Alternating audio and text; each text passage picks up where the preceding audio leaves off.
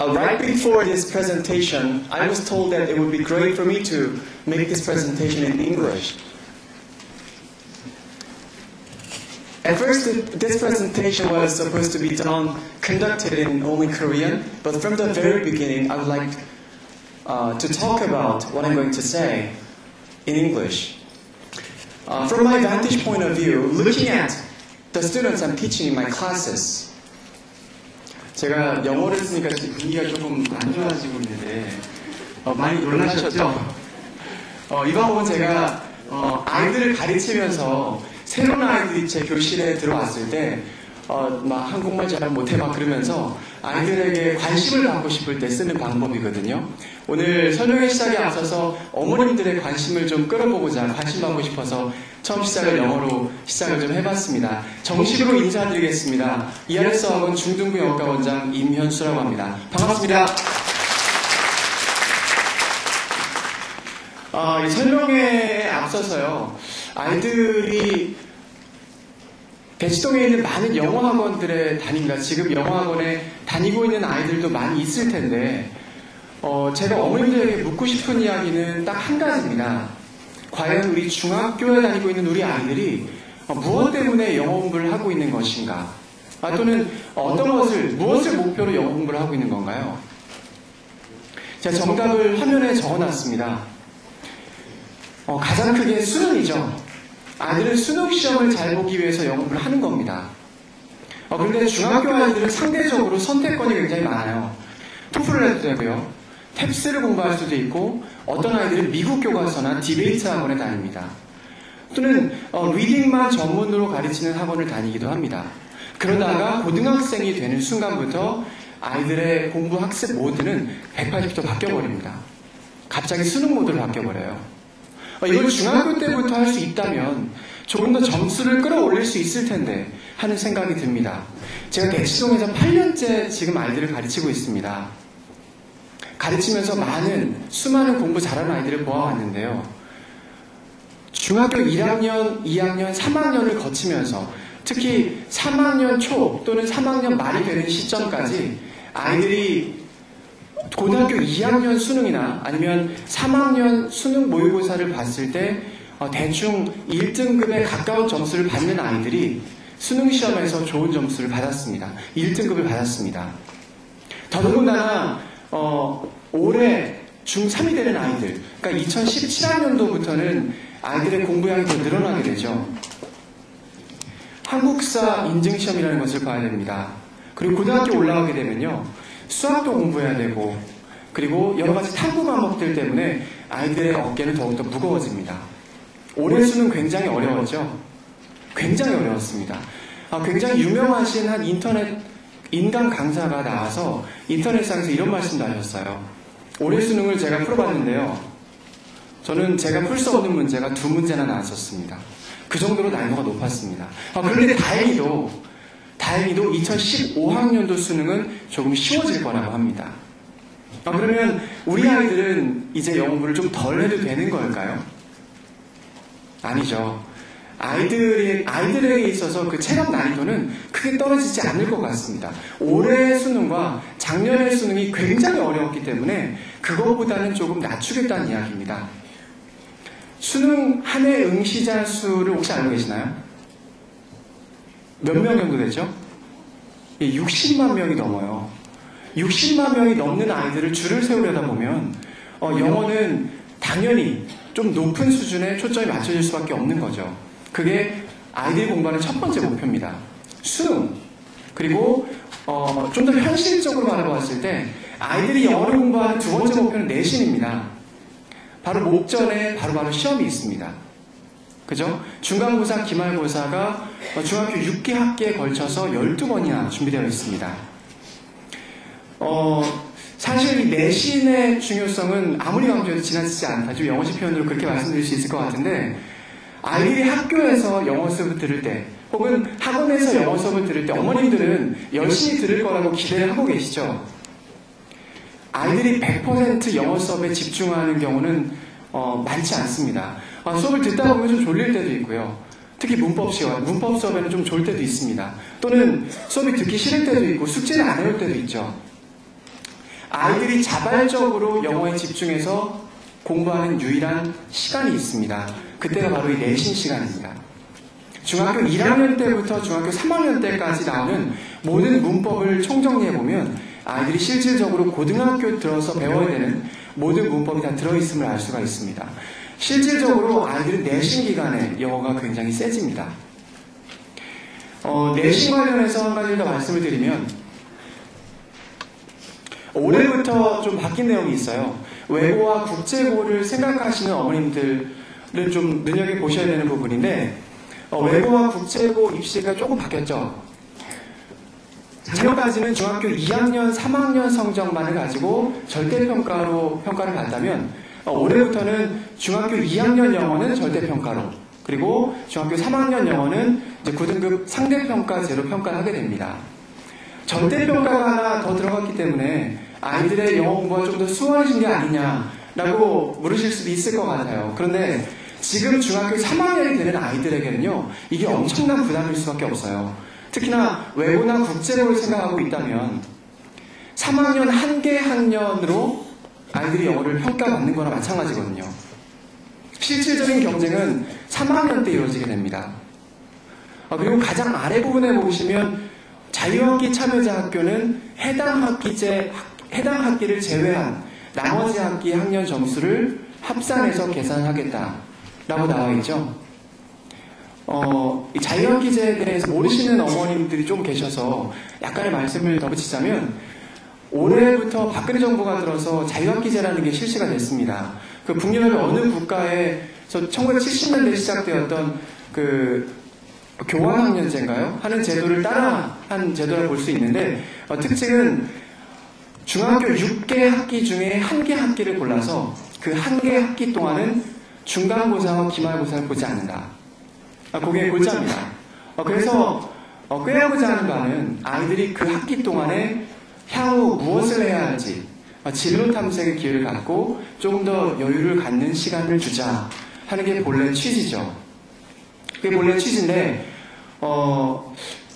대부분의 아이들은 아마 이 기간 동안에 부족한 공부를 메우려고 노력을 할 것 같습니다. 수학 선행을 할 것 같고요. 영어를 조금 더 많이 공부할 것 같다는 생각이 듭니다. 어쨌든 어떻게 흘러갈지는 조금 더 지켜봐야 할 것인데 작년 기준으로 46개 학교가 참여했습니다. 서울 지역에서는 5개 학교가 참여를 했죠. 동작중과 잠실중, 그리고 수서중, 삼각산중, 한 개 학교가 더 있었는데 거원중, 이렇게 해서 5개 학교가 참여를 했었습니다. 올해는 160개 학교로 늘어나게 됩니다. 내년에는 약 1,500개 학교로 늘어나게 되고요. 그 이후에는 우리나라 전국에 있는 중학교 수와 똑같은 숫자인 3,000개 학교로 늘어나게 됩니다. 자유학기제는 중학교 6개 학기 중에 1개를 자유롭게 쉴 수 있는 중간고사와 기말고사를 보지 않는 제도를 말합니다. 그런데 대부분의 학교들은요, 1학년 때 자유학기를 시행할까요? 3학년 때 시행할까요? 1학년 때 시행을 합니다. 3학년 때 하기엔 부담이 너무 크거든요. 그래서 올해는 제가 알기로는 진선여중이 자유학기제에 참여한 걸로 강남 8군 지역에서는 확실시 된 걸로 알고 있는데 이 자유학기제 참여를 의사를 밝힌 학교들의 명단이 오늘 나옵니다. 불행히도 제가 지금 연설하고 있는 시점에는 정확히 알 수는 없지만 집에 가셔서 한번 좀 참고를 찾아보시고요. 아이들이 어찌되었든지 간에 제가 수능과 내신을 위해서 영어를 공부한다고 좀 말씀을 드렸었어요. 아이들의 가장 큰 목표는 수능과 내신입니다. 그렇다면 수능과 내신을 잘 보기 위해서는 아이들은 어떻게 공부를 해야 될까요? 많은 부모님들이 이런 선택을 하십니다. 외국에 나갈 일도 없는데 괜히 나가기 싫다는 아이 끌어갖고 미국 가서 몇 년 동안 공부를 시켜요. 어머님과 기러기 아빠 생활을 하면서. 그 2년, 3년 동안 영어 공부를 하고 돌아온 아이들이 첫 번째 내신을 보는 순간 초등학교 5학년, 6학년, 저학년 때 나온 아이들도 있죠. 그리고 중학교 저학년 때까지 갔다가 한 중학교 2학년 때쯤에 돌아오는 아이들도 많이 있습니다. 이 아이들이 첫 번째 내신을 봤을 때 어머니들 충격에 빠지십니다. 우리 아이가 미국에서 2년이나 살았는데 내신 점수가 안 나온다는 거죠. 제가 어린이들에게 여쭙고 싶은 두 번째 이야기는 요겁니다. 외국에 거주를 하면 과연 아이들의 영어 실력이 세워질 수 있는가? 물론 세집니다. 구어체 영어가 굉장히 늘어요. 회화도 늘고요. 말도 유창하게 나옵니다. 그럴듯하게 영어를 하는 것처럼 보여요. 그런데 단 하나, 내신만은 안 나옵니다. 그 이유를 제가 가지고 나왔어요. 요 동네 아이들이라면 다 느끼는 것일 텐데 굉장히 내신 문제가 쪼잔하고 치졸하게 출제되는 경향이 있습니다. 다음 중 어법상 잘못된 문장을 고르시오. 굉장히 일반적인 문제고요. 이런 유형의 문제도 강남 8학군 지역에서 실제로 출제되었었던 문제입니다. 10개의 문장을 주고 다음 중 틀린 문장을 고르시오. 혹은 많은 문장의 개수를 고르시오. 하는 문제를 주면 외국에서 살다 온 아이들도 혹은 한국에서 열심히 고민한 아이들도 고민에 빠집니다. 이건 맞히자고 낸 문제가 아니거든요. 아이들이 이런 문제를 보게 되면 어떻게 생각을 처음에 할까요? 한 A, B, C 정도 문장까지 보다가요. 밑에 있는 선택지를 물끄러미 바라봅니다. 근데 고민에 빠지기 시작하죠. 2개는 좀 적은 것 같고 3개도 너무 적은 것 같은데 그렇다고 6개를 덥석 찍어버리자니 낚이는 것 같기도 하고 그래서 고민에 빠지다가 대충 5개에서 4개 정도를 찍습니다. 답은 6개였어요. 기출문제 하나 제가 더 갖고 왔습니다. 이게 언주중학교 문제, 재작년 문제였던 걸로 제가 기억을 하는데요. 문제를 한번 보시면 조금 특징이 보입니다. 17번, 18번, 19번 문제가 다 어법 문제죠. 어법상 옳은 것은 19번 문제를 보시면 어법상 모두 옳은 것을 고르랍니다. 정말 짜증나요. 제가 봐도 짜증납니다. 서술형 문제는 쉽나요? 오른쪽 서술형 문제 한번 잠깐 보세요. 이 문제는 심지어 한 문제에 2개의 문제가 들어있습니다. 정말 치사하죠. 그리고 21번에 2번을 한번 잠깐 보시면 우리말에 해당하는 영어를 단어 수에 맞춰 쓰랍니다. 단어 수에 맞춰 쓰는 걸 왜 이렇게 좋아할까요? 어법상 잘못된 거 4가지를 바르게 고쳐 쓰랍니다. 그리고 5번 문제를 잠깐 보시면 단어 수에 맞춰 또 쓰래요. 이걸 원어민들이 풀어도 못 푸는 문제들이 많거든요. 원어민들은 우리는 이런 식으로 이야기하지 않아요. 이렇게 이야기하는 방법도 있어요. 영어는 언어입니다. 그런데 내신은 언어가 아닙니다. 내신은 그 내신에 나오는 문법과 교과서에 활용될 수 있는 범위를 활용되는 포인트들을 정확하게 짚어서 아이들에게 떠먹여줘야 맞출 수 있는 문제들이 나옵니다. 특히나 강남 8학군 지역의 문제들의 특징이 더더욱 그렇습니다. 중학교 때 제가 아까 선택권이 많다고 좀 말씀을 드렸었는데 고등학교 올라가게 되면 수능밖에 없죠. 수능이나 덱스. 중학교 때는 좀 선택권이 많은 것처럼 보여요. 제가 아이들에게 항상 이야기하거든요. 얘들아, 고등학교 올라가면 시간 정말 없다.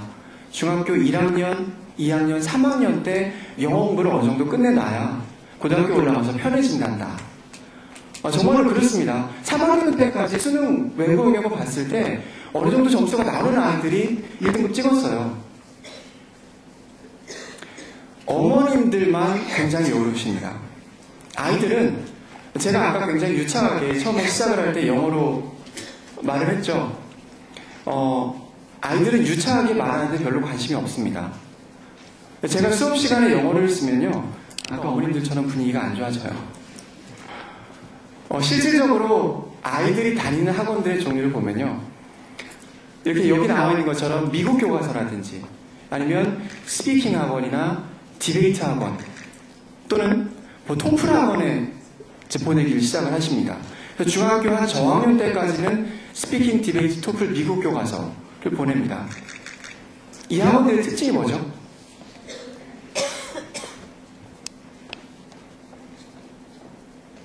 굉장히 있어 보인다는 겁니다. 디베이트라면 있어 보여요. 근데 정작 디베이트 수업 가보면요. 원어민 한 명 앉아있고 회화 수업, 헬로 하와이 정도의 수업을 그 정도에 대해만 하고 그냥 있거든요. 근데 명칭은 디베이트입니다. 미국 교과서 제대로 해석 안 되는 문장도 많은데 굉장히 무거운 캐리어에 2권, 3권에 되는 미국 교과서를 끌고 다닙니다. 아이들의 실력은 세지나요? 수능 1등급 나옵니까? 안 나옵니다. 정말로 아이들이 공부해야 되는 것은요, 정확하게 한 문장 한 문장을 해석할 수 있는 능력을 키우는 거라고 생각을 합니다. 제가 이 토플 샘플을 하나 가지고 나왔습니다. 글씨가 작아서 정확하게 내용은 파악이 안 되는데요. 왼쪽 면부터 시작을 해서 오른쪽 면 그 검은색 부분까지 있죠? 거기까지 해당하는 부분이 토플 1개 지문입니다. 실제로 토플 한 회차 시험을 보게 되면요, 이 정도 길이의 토플 지문이 리딩 섹션에 3개가 나옵니다. 아이들은 실제로 토플 학원을 다니면서 이렇게 긴 지문을 읽고 문제를 푸는 훈련을 합니다. 한 개의 지문에 10개에서 11개의 문제가 나오거든요. 그리고 문제를 풀면 많이 맞추죠. 6개에서 7개. 많이 맞추면 8개, 9개까지 맞추는 아이들도 있어요. 그리고 내가 잘한다고 생각을 합니다. 나의 영어는 쎄. 나는 토플 7개, 8개 맞출 수 있어. 그리고 실제로 토플 시험을 보면, 요즘 보는 아이들은 많진 않아요. 실제로 토플 시험을 보면 점수가 잘 안 나옵니다. 대부분의 아이들은요, 60점에서 90점 사이가 나옵니다. 100점 넘는 아이들은 굉장히 잘하는 거예요. 오른쪽 하단에 보시면 조그마한 지문이 하나 있죠. 올해 2014학년도 수능시험에 출제되었던 가장 어려웠던 문제를 꼽히고 있는 35번 문제입니다. 오답률 85%짜리 문제인데요. 지문의 길이가 굉장히 짧죠. 수능의 지문의 길이와 토플 지문 길이를 제가 좀 비교해보기 위해서 좀 같이 붙여서 나왔는데 글자 크기도 거의 비슷해요.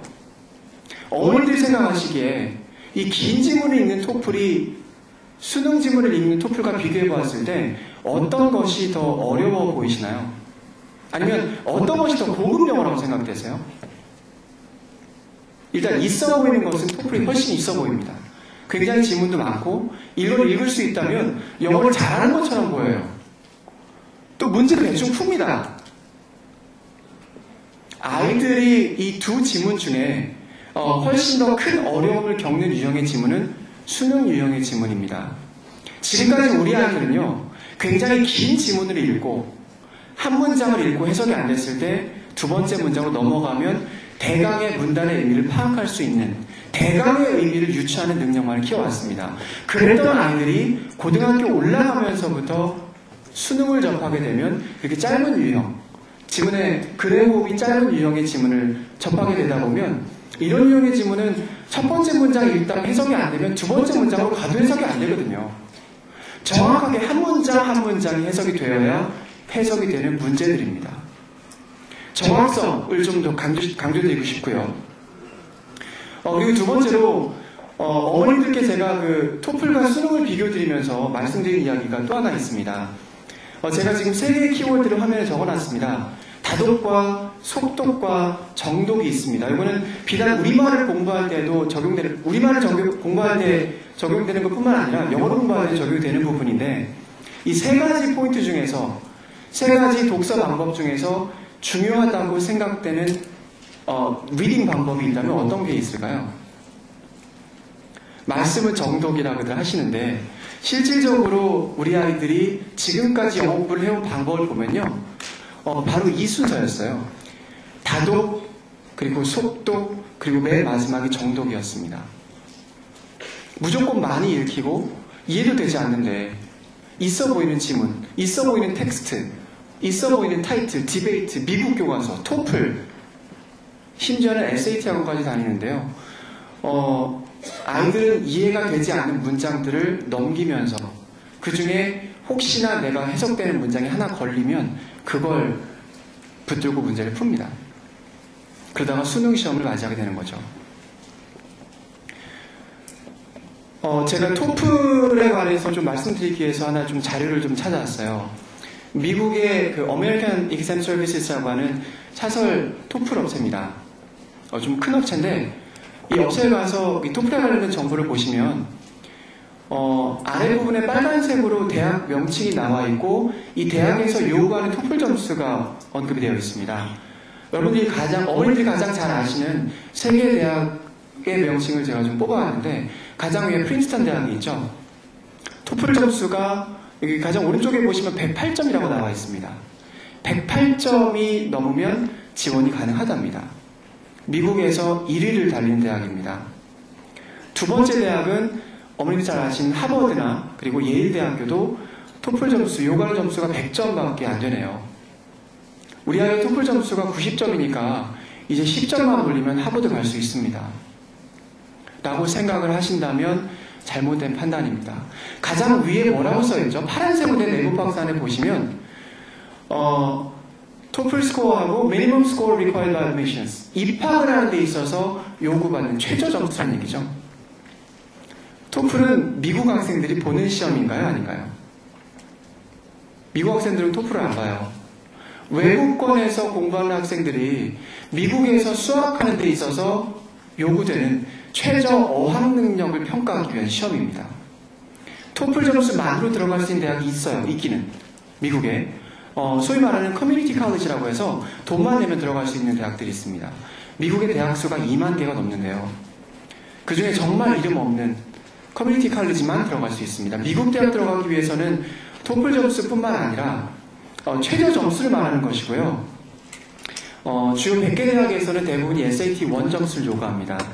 그리고 주요 50개 대학에서는 SAT 2 점수까지는 혹은 AP까지 요구하기도 하죠. 미국 대학에 입학하기 위해서 우리나라와 좀 달리 우리나라는 수능 점수만으로 대학을 갈 수가 있는데 미국은 참고 자료로 본인이 본 시험을 점수를 낼 수가 있습니다. 수능 시험은 그 중에 하나, 어학 능력을 증명하기 위한 최저 시험에 불과하다는 거. 혹시나 수능 토플 시험이요. 토플 시험을 나중에 혹시나 미국 대학을 진학을 목표로 하기 때문에 토플을 공부하신다면 차라리 지금부터 SAT 학원 다니시는 게 맞습니다. 그게 아니시라면 조금 더 정확성에 초점을 맞춰져 있는 영어 공부를 하는 게 옳지 않을까라고 생각을 합니다. 아이들이 제가 아까 다독과 속독에 대해서 말씀을 드렸었는데 다독과 속독만으로 영어 실력을 향상시킬 수 있는 방법이 있어요. 정독에 신경을 쓰지 않고 그렇게 하기 위해서는 이렇게 하시면 됩니다. 미국인들이 영어에 노출되는 만큼 아이들이 노출될 수 있는 환경을 만들어주시면 돼요. 다독과 속독만으로. 제가 즐겨보는 영어와 관련된 그 책에서 제가 발췌를 좀 해왔는데 아랫부분에 보시면 첫 번째 줄 노란색으로 되어 있는 박스 안을 잠깐 보시면요. 미국인들은 3,000개의 공지문을 읽고 1년에 100개의 신문을 100부를 읽는답니다. 그리고 36권의 잡지를 읽고 2,463시간의 TV를 보고 그리고 730시간의 라디오를 듣는답니다. 이 모든 활동은 영어로 이루어지게 됩니다. 1년에 자는 시간 빼고 먹는 시간 빼고 영어로 활동하는 시간만 약 4,000시간이 넘는 거죠. 이렇게 하시면 정독을 신경 안 쓰셔도 됩니다. 다독과 속독만 신경 쓰셔도 돼요. 원서도 3권씩 읽고 말이죠. 우리 아이들 1년에 원서 한 권도 안 읽습니다. 기껏해야 영어 텍스트 접하는 것이라고는 학교에서 보는 교과서 내 텍스트나 학원 텍스트가 전부입니다. 제가 아이들이 영어를 공부하는 시간을 좀 계산해 왔어요. 저도 영어 학부를 전공을 하고 통번역을 전공하고 영어 업계에 계속 있었기 때문에 이것저것 들은 이야기도 많고 학술 이야기도 많이 찾아봤는데 대부분의 전문가들이 공감하는 시간이 바로 2,000시간입니다. 2,000시간이라는 시간은 어떤 시간이냐면 초보자의 영어 학습자가 이제 막 영어를 시작한 영어 학습자가 상급자, Advanced User of English가 되기 위해서 필요한 시간이 2,000시간이라는 얘기죠. 그래서 제가 계산해봤습니다. 아이들이 실질적으로 학교에서 공부하는 시간 4시간이죠. 일주일에 4시간 공부합니다. 그리고 학원에 와서 대략 6시간의 수업을 듣습니다. 그러면 일주일에 10시간씩 공부를 하는 셈이 나오거든요. 일주일에 10시간씩 공부를 하는데 아이들이 실질적으로 아까 2,000시간이라고 하는 것은 내가 스스로 셀프 모티베이트가 돼서 영어에 정말로 영어 공부하고 싶어서 영어책을 막 찾아 읽고 그렇게 2,000시간이거든요. 근데 우리 아이들이 영어 공부하는 모습을 보면요. 완전히 100% 영어 공부에 집중하지 않습니다. 이 일주일에 10시간이라는 시간 안을 들여다보면 학교에서 영어 시간이 시작이 됐습니다. 선생님한테 인사해야 되죠. 선생님 저 책 좀 꺼내릴게요. 하면서 공부하잖아요. 창밖 바라보고 있거나 선생님 저 문법 시간에 막 졸고 있어요. 아이들이 수업을 듣다가도 문법 시간에 졸거나 선생님 저 펜이 떨어졌는데요. 선생님 저 숙제를 안 갖고 왔는데 엄마한테 문자 좀 보내도 될까요? 막 이런 얘기하고 있습니다. 그런데 허비되는 시간을 다 빼고 내가 집중하지 않는 시간을 다 빼서 한 반 정도로 잡아왔어요. 그럼 일주일에 대략 한 5시간 정도 영어에 집중을 한다, 투자를 한다라고 말씀을 제가 대략적으로 좀 잡아봤습니다. 이렇게 해서 일주일에 5시간, 1년은 52주죠. 그러면 1년에 260시간이라는 시간이 납니다. 그렇게 3년을 공부하면 780시간이죠. 처음에 말씀드렸던 시간은 2000시간은 절반도 되지 않는 수치입니다. 관건은 영어에 노출되는 시간이 원어민에 비해서 현저하게 적은 아이들이 780시간만 공부하면서 혹은 대략 1000시간이라고 잡았을 때 이 1000시간이라는 시간을 3년 동안 공부하면서 어떻게 하면 2000시간 공부한 것처럼 효과를 극대화할 수 있을까 합니다. 굉장히 긴 지문, 있어 보이는 지문, 읽어도 해석이 되지 않는 지문을 읽고 2000시간을 보내는 것과 1000시간을 보내는 것과 한 문장 한 문장을 정확하게 읽는 방법을, 구문을, 문법을 정확하게 독해하는 방법을 공부해가면서 배우는 780시간은 다르다고 생각을 합니다. 굉장히 아이들 영어 한 과목 하나만 두고 보더라도 아이들이 공부할 수 있는 선택할 수 있는 선택폭이 넓거든요. 특히 중학교 때는 그렇습니다. 탭스를 공부할 수도 있고 토플을 공부할 수도 있고 어제 저녁 때 제 와이프가 묻더라고요. 고등학생들은 수능인데 중학생들은 뭐 공부해야 돼? 솔직히 말씀드리면요. 어떤 걸 공부해도 늘어요. 탭스를 공부해도 되고요. 토플을 공부하셔도 됩니다. 그런데 이 접시 가운데 보시면 타임이라고 제가 적어놨어요. 이 부분에 아이들의 시간은 그렇게 많지 않다는 거 그거 하나만 좀 아시고 어머님들이 아이들을 공부시켜주시면 좋겠습니다. 고등학교 1학년이 되는 순간부터 아이들은 굉장히 바빠지거든요. 중학교 3학년 때까지 공부 잘하는 수능에서 1등급을 찍는 아이들은 대부분 점수를 받아놓습니다. 1등급에 가까운 점수를 받아놓습니다. 그렇게 하기 위해서는 3가지에 집중을 해야 된다고 생각합니다. 첫 번째로 어휘입니다. 아이들이 굉장히 어휘 공부를 하기 싫어하는 경향이 있어요. 특히나 외국 살던 아이들이 좀 싫어하거든요. 그렇게 공부를 해본 적이 없기 때문에 다독과 속독을 통해서만 공부하는 아이들이 정독을 위해서 필수 코스인 어휘를 배우려고 하면 아이들은 굉장히 거부해요. 그리고 나 이렇게 공부 안 할래. 나 원서 읽을래. 이런 식으로 이야기를 합니다. 한국에서는 다독과 속독이 되지 않는 환경이거든요. 어휘를 공부해야 됩니다. 중학교 1학년이 되는 순간부터 그 첫날부터 하루에 3개씩만 외우시면 그 단어를 수능시험 날까지 까먹지 않으시면 8,000개의 단어를 외울 수 있습니다. 수능시험에 나온 단어 수가 8,000개입니다. 하루에 3개씩만 외우면 돼요. 단어가 많지 않습니다. 아이들이 단어를 공부를 잘할 수 있는 방법 그런 게 있으면 참 좋을 것 같아요. 없어요. 정말 힘들게 눈으로 보고 손으로 써보고 발음해보고 단어에 끊임없는 관심을 갖는 것이 제일 방법이라고 생각합니다. 저도 지금도 단어를 외우는데 외워지지 않은 단어들 혹은 내가 외워야 되는 단어들은 포스트잇에 따로 적어놓습니다. 그리고 지갑에 껴놓고 갖고 다니면서 항상 보고 다녀요. 책상에 붙여놓습니다. 냉장고에 붙여놓고요. 변기 앞에 붙여놓고 틈날 때마다 봅니다. 한 달 동안 20시간이라는 영어 공부를 연속에, 그러니까 이틀 3일에 걸쳐서 20시간 쭉 공부한 친구와 하루에 1시간씩 나눠서 20일 공부한 친구 중 어머니들 생각하시기에 어떤 학생이 더 효과적으로 공부를 할 수 있을까요? 나눠서 공부한 친구들이 더 잘하거든요. 거기에 답이 있습니다. 든 문법이든 독해든 조금씩 나눠서 공부하는 친구들이 결국엔 승리자가 됩니다. 제가 아까 3가지라고 말씀드렸는데 두 번째는 바로 이 문법과 복습입니다. 특히나 문법의 중요성을 제가 좀 강조드리고 싶은데 이 강남 8학군 지역의 내신 문제 출제가 아까도 보셨지만 난이도가 굉장히 높고 쪼잔한 문제들이 많이 나오거든요. 문법에 초점을 맞춘 문제들이 특히나 많이 출제됩니다. 이거 왜 그러냐면 영어의 4개 영역 중에 공부를 잘하는 아이들의 영어를 평가할 수 있는 유일한 영역이에요. 잘하는 아이들도 못하는 영역이라는 얘기입니다. 거꾸로 이야기하면 이 영역을 잡으면 내신 점수가 잘 나올 수 있습니다. 수능 점수가 잘 나오고 독해가 잘 될 수 있다는 거. 요거는 제가 다시 한번 좀 강조드리고 싶고요. 그럼 문법 공부를 어떻게 시켜야 하느냐? 많은 학원에서 문법 공부를 시키죠. 이론을 설명하고 문제를 풀립니다. 틀렸네? 설명해주고 넘어갑니다. 그게 아니라 내신형 문법이 따로 있어요. 예를 들어서 현재 완료를 가르쳐줬으면 현재 완료에 대한 이론에 대한 설명 그리고 문제 풀이고 끝나는 게 아니라 실질적으로 어느 학교에서 어떤 식으로 나오는지를 설명을 해줘야 떠먹어줘야 맞출 수 있는 아이들이 대부분입니다. 현재 완료는 대부분의 경우 용법을 모르는 문제와 그리고 어법상 잘못된 것을 고르시오 라는 유형의 문제에 현재 완료와 함께 사용될 수 없는 단어들 특정 과거의 특정 시점을 가리키는 말들과 현재 완료가 함께 사용될 수 없다는 걸 아시죠? 그런 것을 골라내는 문제가 나옵니다.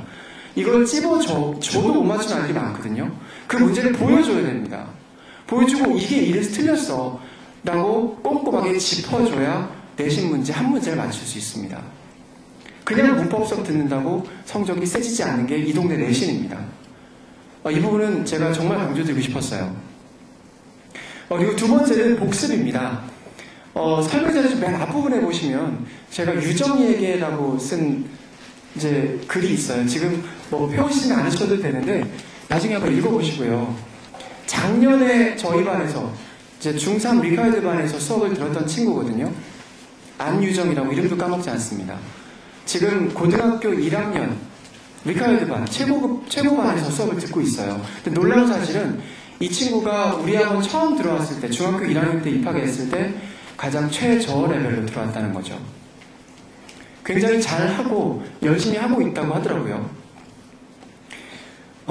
이 친구와 더불어 또 한 명 생각나는 친구가 있는데 작년에 저희 중3 리카이드반에 수업을 들었던 친구 중에 한정원이라는 친구가 있습니다. 이 친구는 중3 리카이드반 중3 때부터 저랑 같이 공부를 했었는데 리카이드반에 들어올 당시 꼴찌로 들어왔었어요. 근데 졸업할 때 ERS 학원 전체 1등을 하고 졸업을 했더라고요. 제가 이 두 학생의 사례를 언급한 이유는요. 딱 한 가지입니다. 복습. 이 두 학생은 복습을 굉장히 열심히 한 친구였습니다. 집에 가서 공부했던 것을 펴보는 게 복습이죠. 제가 많은 선생님들께서 복습의 중요성을 강조하시면서 야 집에 가서 복습 좀 해라 라고 말씀하시는 선생님들을 많이 봤는데 실질적으로 무엇을 어떻게 공부해야 되는지 구체적인 가이드라인까지 제시해준 선생님들 많이 못 봤습니다. 아이들이 학원에서 공부한 내용을 집에 가서 다시 한번 활용해 볼 수 있는 기회를 가져야 된다고 생각을 했습니다. 그래서 오늘 학원에서 공부했던 내용을 일부러 저희 ERS 학원에 오시면 그 매일매일 올 때마다 일기를 써서 제출하는 게 있어요. 영어 일기를요. 거기다가 좀 일부러 써봐라. 1년 동안 그렇게 해보면 정말 실력이 많이 늘 거다. 라고 이야기를 했더니 딱 이 두 학생이 그렇게 일기를 써서 냈어요. 안유정하고 한정원이라는 학생이요. 그렇게 해서 결국에는 좋은 성과를 낼 수 있었지 않나 라고 생각을 합니다. 제가 강조드리고 싶었던 부분 딱 세 가지였습니다. 어휘와 문법과 그리고 복습. 그리고 한 가지 더 있어요. 지금 우리 아이들이 중학생이죠. 아이들의 공부에 독이 되는 게 두 가지가 있거든요. 이건 제가 정말로 말씀드리고 싶었어요. 그 두 가지가 뭔지 아시나요? 다들 알고 계십니다. 첫 번째는 스마트폰이에요. 아이들 공부할 때 스마트폰 안 켜놔요. 제가 키면 뭐라고 하거든요. 꺼내 놓기만 해도 제가 압수합니다. 그런데 쉬는 시간만 되면요. 아니면 수업이 끝나는 순간부터 스마트폰에 매달려 있습니다. 이 얘기는 집에서 어머님들이 보시지 못할 때, 아이들을 감시하지 못할 때 아이들은 스마트폰을 하고 있다는 얘기거든요. 그리고 스마트폰으로 뭘 하느냐? 둘 중에 하나는 합니다. 게임을 하거나 이제 친구들하고 카톡을 하죠. 근데 카톡으로 어떤 얘기를 하는지까지는 아는 어머니도 계시고 모르는 어머니도 계실 거예요. 특히나 이건 남학생들에 해당되는 경우인데, 오늘 집에 가셔서 그 남자 중학생을 자제분으로 두시면 어머니께서 이렇게 꼭 물어보세요. 너 혹시 게임하니? 라고 물어보시면 2등 어머님. 이렇게 물어보세요. 너 혹시 롤하니? 이렇게 물어보시면 아이들의 등골은 오싹해질 겁니다. 너 혹시 게임하니? 하면 아니요, 저 안 해요. 몰라도 돼요, 어머님. 이렇게 이야기할 텐데, 너 혹시 롤하니? 이렇게 물어보시면 아이들은 정말 긴장하거든요. 아이들의 일상을 파고드는 어머님들의 관심이 필요하다고 생각을 합니다. 제가 준비한 부분은 여기까지고요.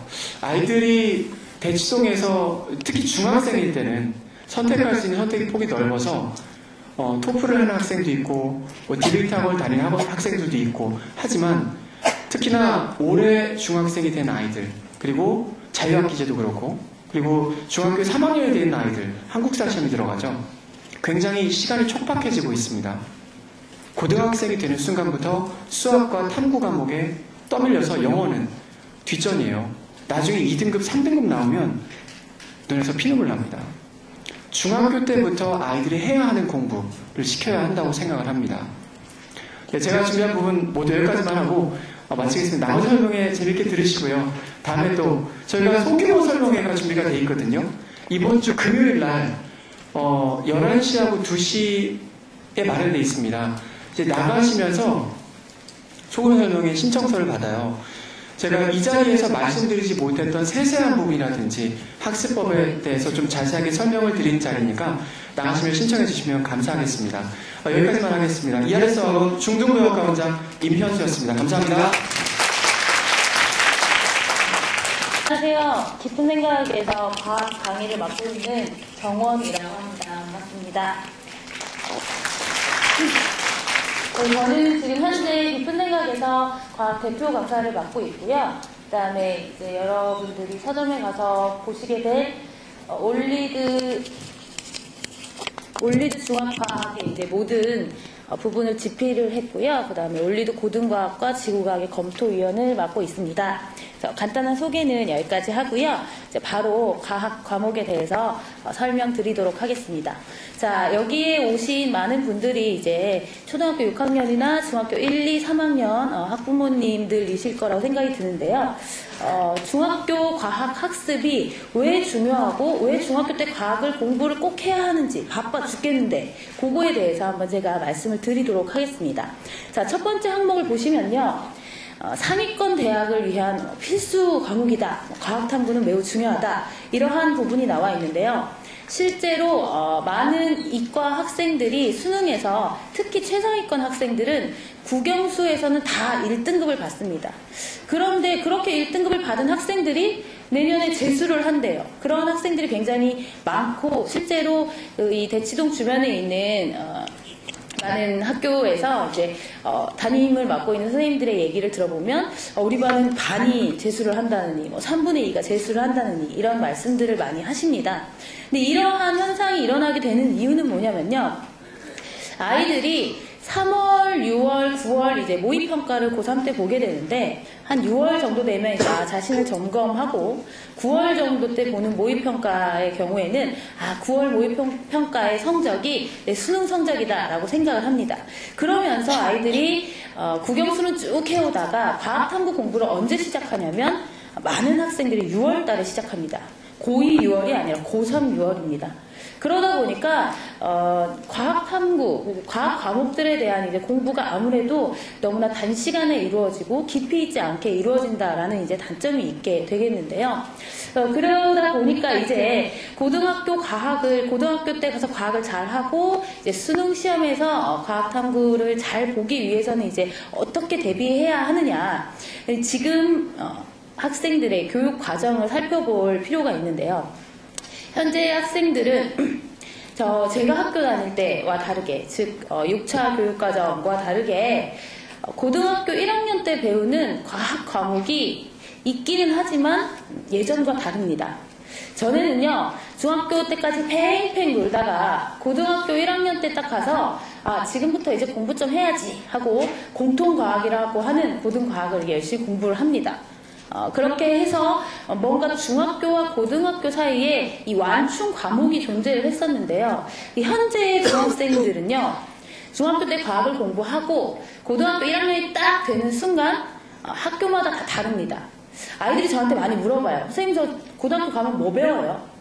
그럼 저는 뭐라고 대답하면요, 모르겠는데 무슨 학교 갈 거니? 내년 돼봐야 알겠는데 라고 대답할 수밖에 없습니다. 많은 학교들이 어떤 학교는 1학년 들어가자마자 과학이란 과목을 하기도 하고요. 어떤 학교는 뭐 화학원부터 시작하기도 하고요. 어떤 학교는 생물, 물리 먼저 가르치고 2학년 때 화학, 지구과학 가르치고 이러한 방식으로 학교마다 재량적으로 선택을 할 수가 있습니다. 그러다 보니까 이 중학교 과학이 더더욱 중요해지게 되는 겁니다. 예전에는 고등학교 1학년에 완충 과목이 있었지만 공통과학이라고 하는, 지금은 중학교 과학을 한 다음에는 아이들이 앞으로 수능을 보게 될 원 과목들, 물리, 화학, 생물, 지구과학 원 과목들이 바로 연결이 된다라고 보시면 됩니다. 그렇기 때문에 중학교 과학을 잘 해놓아야 고등학교에 딱 가서 아직 내가 어떤 대학을 가고 싶은지, 나중에 무슨 일을 하고 싶은지, 무슨 과가 뭐 얼마나 있는지, 어떤 종류의 과가 있는지도 모르는 그 어린 학생들이 고등학교 1학년에 올라가서 너 이학과정 할래, 공학과정 할래, 뭐 어문과정 할래, 뭐 이렇게 선택을 해야 되거든요. 그렇기 때문에 중학교 때 이 중학교 1, 2, 3학년에 나오는 이제 과학 단원들을 내신을 통해서 학습을 해 놓아야 훨씬 더 효율적으로 고등학교 과학 학습을 진행할 수가 있습니다. 자, 그래서 중학교 과학에 나오는 이 과목들에 대해서 여러분 설명을 드릴 건데요. 위에 네, 일단 이거부터 이제 보도록 하시겠습니다.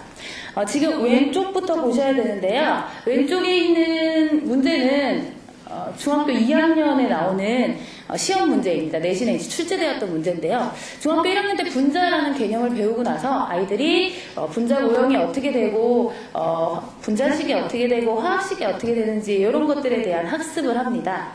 그리고 나서는 이제 중간에 완충 과목이 없다라고 말씀을 드렸잖아요. 고등학교 1학년이나 혹은 2학년 때 이제 내신 화학에 나오는 부분을 보면요, 주기율표에 대해서 이제 자세히 학습을 하게 되고 여러 가지 화학 결합에 대해서 학습을 합니다.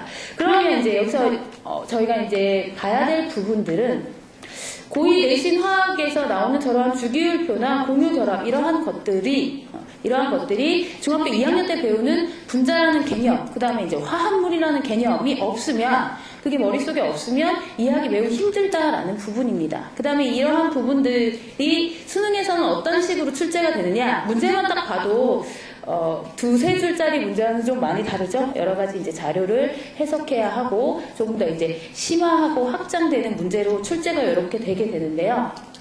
모든 과목이 이렇습니다. 특히 과학의 물리, 화학, 생물, 지구과학 모든 과목들이 중학교 때 내용을 조금 더 확장 심화시켜서 고등학교 때 배우게 되는 방식으로 되어 있기 때문에 중학교 과학이 매우 중요하다라고 이제 말씀드릴 수가 있습니다.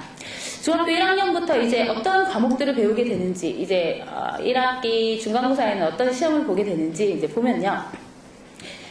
중학교 1학년 교육 과정에 이제 단원이 차례대로 이렇게 나와 있습니다. 제가 제 컴퓨터에서 볼 때는 이 빨간 글씨가 매우 강조돼서 보였는데 여기서 잘 보이지 않는데, 지금 제가 빨갛게 표시해 놓은 단원들은 아이들이 과학은 역시 어려웠어, 과학은 역시 날 힘들게 해, 과학이랑 수학은 다른 거 없어, 계산을 이렇게 시키다니, 뭐 이러한 부분들을 이제 제가 표시를 해놓은 것이고요. 그러다 보니까 어머님들이 생각하셔야 될 부분이, 중학교 1학년인 경우에 3단원과 5단원에서 아이들이 매우 힘들어합니다. 이러한 부분들을 그냥 시험 때 하루 더 일찍 공부시키고 시험 대비 일주일 더 공부시키고 이렇게 하는 것이 아니라 좀 미리 대비를 하고 학교 가기 전에도 책을 한 번이라도 읽어보고 가게 하고, 수업을 들은 후에 또 한 번 읽어보게 하고, 이러한 생활 속에서 계속 아이들에게 이 부분, 이러한 단원들이 어렵고 힘들기 때문에 조금 더 자주 접할 수 있게 해주셔야 되는 단원을 제가 이제 표시를 해드렸습니다. 2학년 단원을 보도록 할 텐데요. 2학년 같은 경우에도 이제 7개의 단원으로 되어 있고요. 이제 처음에 나오는 이 물질의 구성이라는 단원이 1학기 중간고사 때 이제 처음으로 시험을 보게 되는데 이 부분이 바로 이제 화학 단원입니다. 여기서 이제 아이들이 원소 기호를 외우게 되고 저는 이 부분을 이제 고등학교 1학년 때 배웠는데요. 교육과정상 뭐 이온이 반응해서 앙금이 만들어지고 이러한 부분들이 이제 1단원에 나오게 되는데 뭐 단원 제목만 보면 물질의 구성 그래서 뭐 원소기호 좀 외우면 되겠구나 라고 생각하기 쉽지만 사실은 굉장히 많은 내용이 들어가 있습니다. 이전에 있던 교육 교과서에 있는 한 2단원 정도의 내용이 이렇게 합쳐져서 들어가 있다라고 보시면 돼요. 예전에는 8단원으로 돼 있어서 이렇게 뭐 2단원씩 보통 시험을 보곤 했는데 이게 7단원으로 줄여지면서 저는 전체적인 교과서의 내용이 줄어들었겠구나라고 생각을 했는데 알고 보니 그게 아니었습니다. 내용이 뭐 많이 줄어들거나 빠진 내용이 있고라기보다는 좀 더 이렇게 함축적으로 들어있다라고 생각을 하시면 될 것 같습니다.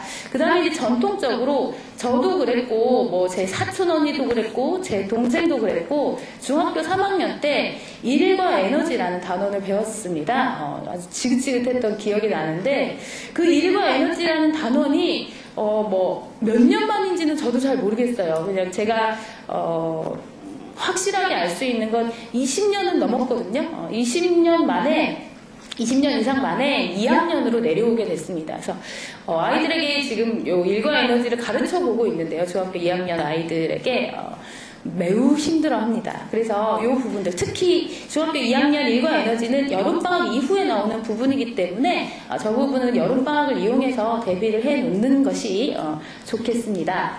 자, 그 다음에 3학년 과학은요. 1, 2학년 과학은 이제 2009 개정이라고 해서 교과서가 이제 바뀐 상황이고요. 중학교 3학년은 3년 전에 바뀌었던 교과서 이제 마지막 세대가 되겠습니다. 중학교 3학년 때 똑같이 3단원의 일과 에너지가 나오죠. 그 다음에 이제 어머니들 전기 기억나시죠? V는 IR 그 단원들이 있는데요. 전기 같은 경우에도 2학기 때 학습을 하게 되기 때문에 저 부분을 여름방학 때 중점적으로 학습을 해 두시는 게 좋겠습니다. 자, 그래서 이렇게 뭐 고등학교 과학을 하는 데 있어서 중등 과학이 필수적이다. 고등학교에 올라갈 때 옛날에는 있었던 완충 과목, 고등학교 1학년 과학이 없다. 그래서 어쩌라는 건데 제가 제시하고 싶은 그리고 제가 확신하고 있는 해답은 바로 이것입니다. 아이들에게 많이 쓰는 방식인데요. 뭐 이렇게 아이들이 용어를 기억해야 할 때 꼭 외워야 하는 용어가 있을 때 저렇게 초성 퀴즈를 냅니다. 그리고 저는 가만히 있어요. 그리고 이제 다른 말들을 막 하는 거죠. 뭐 지금은 니은 시옷이니까요. 나사, 농사 이러면서 이제 아이들과 이제 이야기를 하다 보면 아이들이 이제 기억을 해내게 되는데요. 뭐 같아요? 어머니들이 이제 영어 선생님한테 강의를 한번 들으셨으니까 내신이겠죠. 해답은 중학교 내신입니다. 내신 기간에 학습을 제대로 하고 또 열심히 하고 해서 주요한 개념들을 머릿속에 남아있게 해야 되는 겁니다.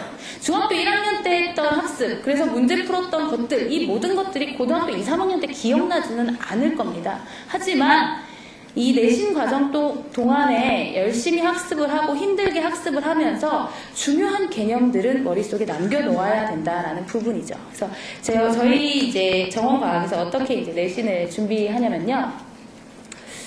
일단 뭐 수업하는 칠판을 찍은 사진이고요.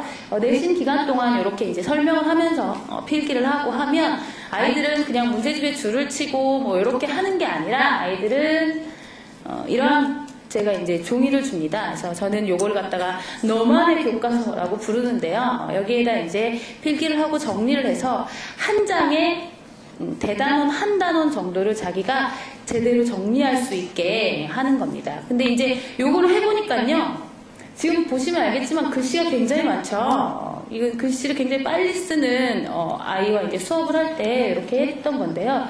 이렇게 하다 보니까 글씨 쓰다가 끝나더라고요. 그래서 그건 또 이제 옳지 않다고 생각을 하고 수업을 듣는 동안 뭐 필기도 조금은 해야겠지만 사실은 그걸 이해하는 것이 더 중요하기 때문에 점점 이게 그 빈칸보다는 그림을 채워놓고 아이들이 중요한 부분들을 꼭 암기해야 되는 부분들을 필기하고 넘어갈 수 있게 이렇게 수업을 진행합니다. 그런데 이제 여기 앉아 계신 분들 중에 오늘 제가 이제 명단을 좀 보니까 초등학교 6학년 어머니들이 좀 계세요. 그분들이 이런 걸 궁금해 하실 것 같은데 자유학기제라는 거 들어보셨습니까? 네, 자유학기제를 실시하게 되면 내신 시험을 보지 않습니다. 뭐 어떻게 하라는 건데 도대체? 이 자유학기제를 이제 실시하는 학교가 이제 5군데 중에 1군데 정도로 올해부터 이제 늘어난다고 하는데요. 만약에 그렇다 하더라도 해답은 뭐죠? 내신입니다. 학교에서 시험 보지 않지만 다른 아이들이 내신 시험을 보고 학원에서 열심히 공부를 하고 학원의 자체적인 테스트를 보고 재시험도 보고 뭐 보충도 하고 하는 과정을 겪은 친구랑 겪지 않은 친구와는 나중에는 아주 많은 격차가 벌어질 겁니다. 또한 중학교 1학년 과학에 나오는 내용들이 과학 전반적으로 봤을 때 매우 기본이 되는 정말 알지 못하면 굉장히 나중에 혼란스러워지는 그런 단원들이 많이 분포하고 있기 때문에 혹여나 자유학기제를 이제 한다라고 해도 내신 부분에 대해서 학생이 지금 학습하고 있는 학교에서 공부하고 있는 과목을 얼마나 이해하고 있고 자기 것으로 만들었는지를 확인하는 과정이 필요한데 그것은 바로 이러한 내신 학습이라고 볼 수가 있습니다. 그걸 꼭 이제 명심해 주셨으면 좋겠습니다. 자, 그래서 이제 제가 드릴 말씀은 여기까지고요. 마지막은 저희 이제 학생들 이제 사진을 좀 찍어달라고 아이들이 하더라고요. 공부하는 모습을 엄마한테 보내겠다고. 그래서 이제 사진 찍은 거 이제 보여드리고요.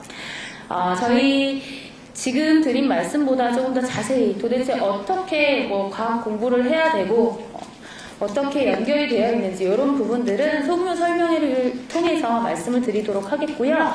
설명회는 내일과 그다음에 이제 다음 주 수요일에 준비되어 있습니다. 자, 들어주셔서 감사합니다.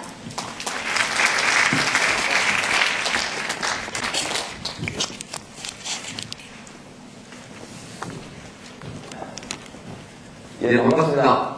기초생과 중등수학 원장 김성호입니다. 반갑습니다. 이제 앞에 영어하고 과학 쓰셨는데요.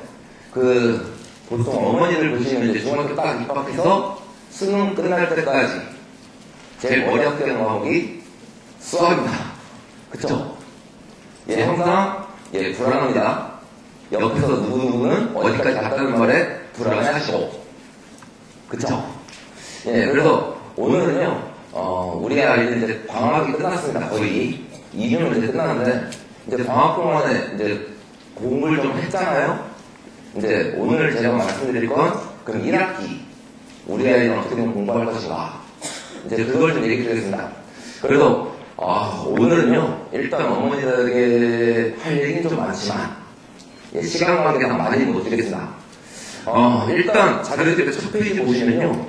이제 하도 많이 들어서 이제 어머니들 다 알고 계셔야 되는데요. 자료집의 24페이지나.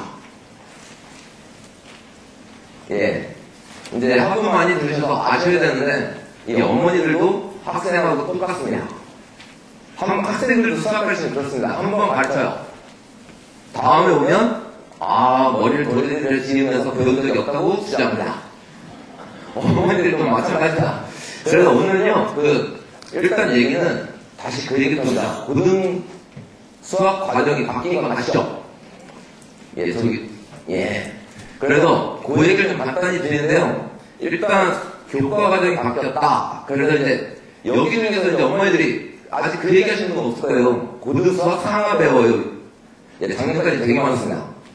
이제 수원, 수투로 바뀌었습니다. 그래서 일단 좀 보실 거는요. 이제 요 정도는 아실 겁니다. 상식적으로. 이제 고등학교에 올라가면 문과생이 배우는 건 수원, 수투, 미적분원, 확률, 통계. 그리고 거기에다 이제 이과 학생들은 미적분 2, 기하, 벡터입니다. 근데 또 의외로 모르고 계시는 게 있습니다. 이게 교과 과정이 바뀌면서 뭐가 바뀌었냐면요. 수능 시험 범위가 바뀌었습니다. 그래서 그 정도 좀 알아두시는데 문과 학생들은요 수능 시험 범위가 수2 미적분 확률 통계입니다. 여기서는 좀 바뀐 게, 그 전까지 수능은 고1 과정에서 배운 건 내지 않았답니다. 근데 문과 학생들은요, 수2, 고1, 2학기 때 배운 게 수능의 직접 시험범위입니다. 그래서 그 정도를 좀 알아주시고요. 다음에 이과생들은요, 수능 시험 범위가 눈물 납니다. 이게 어렵답니다. 미적분 1이 시작되면 좋겠는데 시험 범위가 미적분 2부터입니다. 미적분 2부터인 이유 좀 아시겠죠? 미적분 1이 안 되면 미적분 2를 할 수가 없습니다. 그러니까 이과생들에게 미적분 1은 상식입니다. 예, 그래서 시험 범위가 미적분 2, 다음에 기하 벡터, 확률 통계입니다. 그래서 애들한테, 제가 가르친 아이들한테 가끔 농담을 하는데, 이과생이 될 아이들은 수능 준비를 하면 3 넘어 3이다 라고 하는데요. 그래서 일단은 제가 말씀드린 거는 수능 시험 범위가 좀 바뀌었답니다. 근데 우리 아이들 아직은 중학생이잖아요. 여기까지가 좀 아직은 먼 얘기가. 그래서 제가 오늘 좀 말씀드릴 건 뭐냐면요, 수원수도 교과과정이 바뀌었는데요, 이제 어머니들이 좀 아쉽겠습니다. 그 전에 고등수학 상하면요, 상식 퀴즈냐, 확률 50%입니다. 고등수학 상이 있고 고등수학 하가 있었습니다. 학생들이 수학 공부할 때 어디가 어려웠을까요? 이 합니다, 하. 근데 문제는 이제 교과과정이 바뀌어서 수원, 수투로 바뀌었습니다. 이제 좀 아실 거예요. 수1이 어려울까요? 수2가 어려울까요? 예, 수원이 압도적으로 어렵습니다. 그래서 요거 잠깐만 좀 얘기 드리면, 예, 뒤에 표 좀 보이죠? 예, 이게 교과과정, 수원의 교과과정 바뀐 방안입니다. 근데 문제는 뭐가 되냐면요, 저기 위에 보시면, 예, 그 바뀐 방 보시면 일단 수원의 교과과정은 방식, 그 다음에 방정식, 부등식, 도형의 방정식입니다. 근데 여기서 아까 고등수학 하가 어렵다는 건 어디가 어려운 거였냐면, 도형의, 고등수학 하 보면 첫 번째 단원이 도형의 방정식이다. 근데 그게 수1으로 들어갔습니다. 그리고 그게 끝나고 나면, 고등수학에서 그게 끝나고 나면 뭐가 나왔냐면 2차 함수가 나왔답니다. 근데 보시면 그 2차 함수가 어디 있는지 좀 보이시나요? 수1에 두 번째 방정식 부등식의 두 번째 수단을 보면 2차 방정식과 2차 함수입니다. 그러니까 저 수원의 무게가 어느 정도 되냐면요, 고등수학 상하 있잖아요. 그때 배울 때 고등수학 상은 다 배웁니다. 근데 고등수학 상에서 좀 삭제된 게 있는데 뭐가 삭제되냐면, 아이들이 쉬워하는 내용들 있잖아요. 숨고르기 하는 단어들, 그 단어는 다 삭제됐습니다. 그래서 엑기스만 남았어요, 상에서. 그리고 고등수학 하에서 아이들이 어려워하는 건 다 수1으로 결정됐습니다. 그래서 지금 제가 3학년 아이들도 좀 가르치는데요, 지금 3학년 1레벨 아이들이 수원을 열심히 나가고 있습니다. 열심히 나가고 있는데 3 넘어 3이냐. 그 아이들이 지금 수원을 몇 번째 보고 있냐면 1학년 때부터 해서 3번째 보고 있답니다. 근데 아직도 저 처음에 보면 방정식 있죠. 그쪽은 좀 쉽게 넘어가요. 근데 방정식 함수에 가면 살이냐. 저기가 어려운 게 왜 어렵냐면, 고등수학 3학년 때는 어떤 식으로 공부했냐면, 방정식은 방정식대로 공부했어요. 교과관이 떨어져 있잖아요. 그러니까 고등수학 하에 가면 2차 함수, 2차 함수들을 배워요. 근데 문제는 저 방정식 함수도 만만치 않네요. 저기 보면 2차 방정식과 2차 함수 묶여 있잖아요. 저 뜻을 잘 하셔야 된다. 아이들이 공부하는 게 저게 단원이 묶이면요, 제가 아이들 가르치는 건 되게 쉽습니다. 근데 아이들 입장에서 보면요, 매우 곤란한 단원이 저기입니다. 그러니까 아이들이 수원 배울 때 저 단원을 좀 쉽게 배우면은 쉽게 넘어갈 수 있답니다. 근데 조금 어렵게 내면 뭐가 어렵냐면요, 아이들이 어떤 행위를 해야 되냐면, 어머니들도 좀 공부해 주셨죠? 고등학교 때? 방정식 풀려고 하면 거의 뭐 생각 없잖아요. 뭐가 딱 나오면 그냥 열심히 더하기 빼기 막 하면은 뭔가 나오게 돼 있다는 거죠. 예, 그랬습니다. 그랬어요. 그런데요, 저자는 이제 애들이 어려워하는 건 방정식하고 부등식을 배우냐. 근데 그 문제를 방정식, 부등식으로 해결이 나지 않습니다. 그때 사용되는 게 2차 함수냐. 그러니까 어떤 걸 해야 되냐면 2차 방정식, 2차 부등식을 푸는데 난데없이 2차 함수가 나와서 그놈의 그래프를 가지고 해석해야 답이 풀려요. 좀 느낌이 오시죠? 방정식, 부등식도 어려운데 그걸 함수 그래프 그려서 해결하자는 단원이 2차 방정식하고 2차 함수 저단원입니다. 매우 어렵답니다. 그래서 이거 선을 좀 넘어갔는데요. 그 뒤에는 더 엄청난 놈이 기다리고 있습니다. 도형의 방정식. 이제 여기는 이제 뭐가 좀 중요하냐면 저 도형의 방정식은 특히 자기 자신의 아이가 이과 학생들이죠. 이과 학생들이면 저 도형의 방정식이 무너지면 뭐가 자연스럽게 무너지냐면요. 기하벡터가 자연스럽게 무너집니다.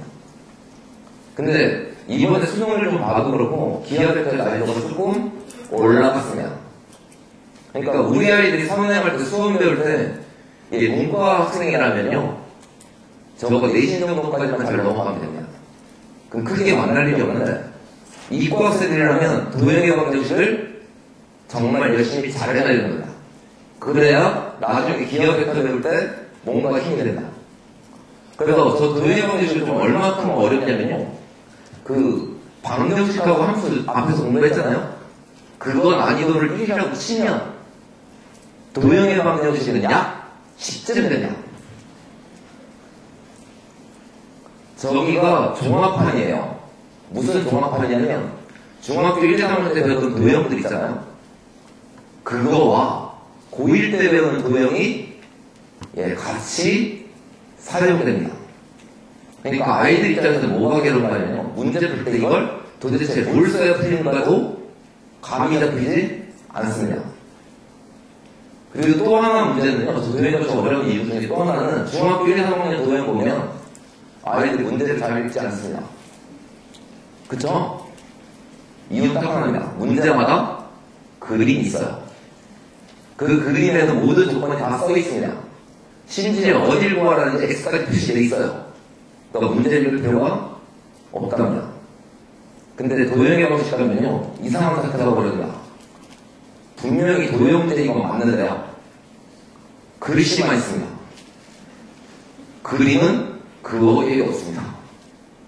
그래서 이쪽 단 넘어가면 아이들이 어떤 정도로 괴로워하냐면 문제 길이가 그건 이해합니다. 어머니들도 학생들 보면 문제가 5줄 넘어가면 아이들의 비장의 무기가 나오냐. 별표. 이건 내가 풀 수 없는 거.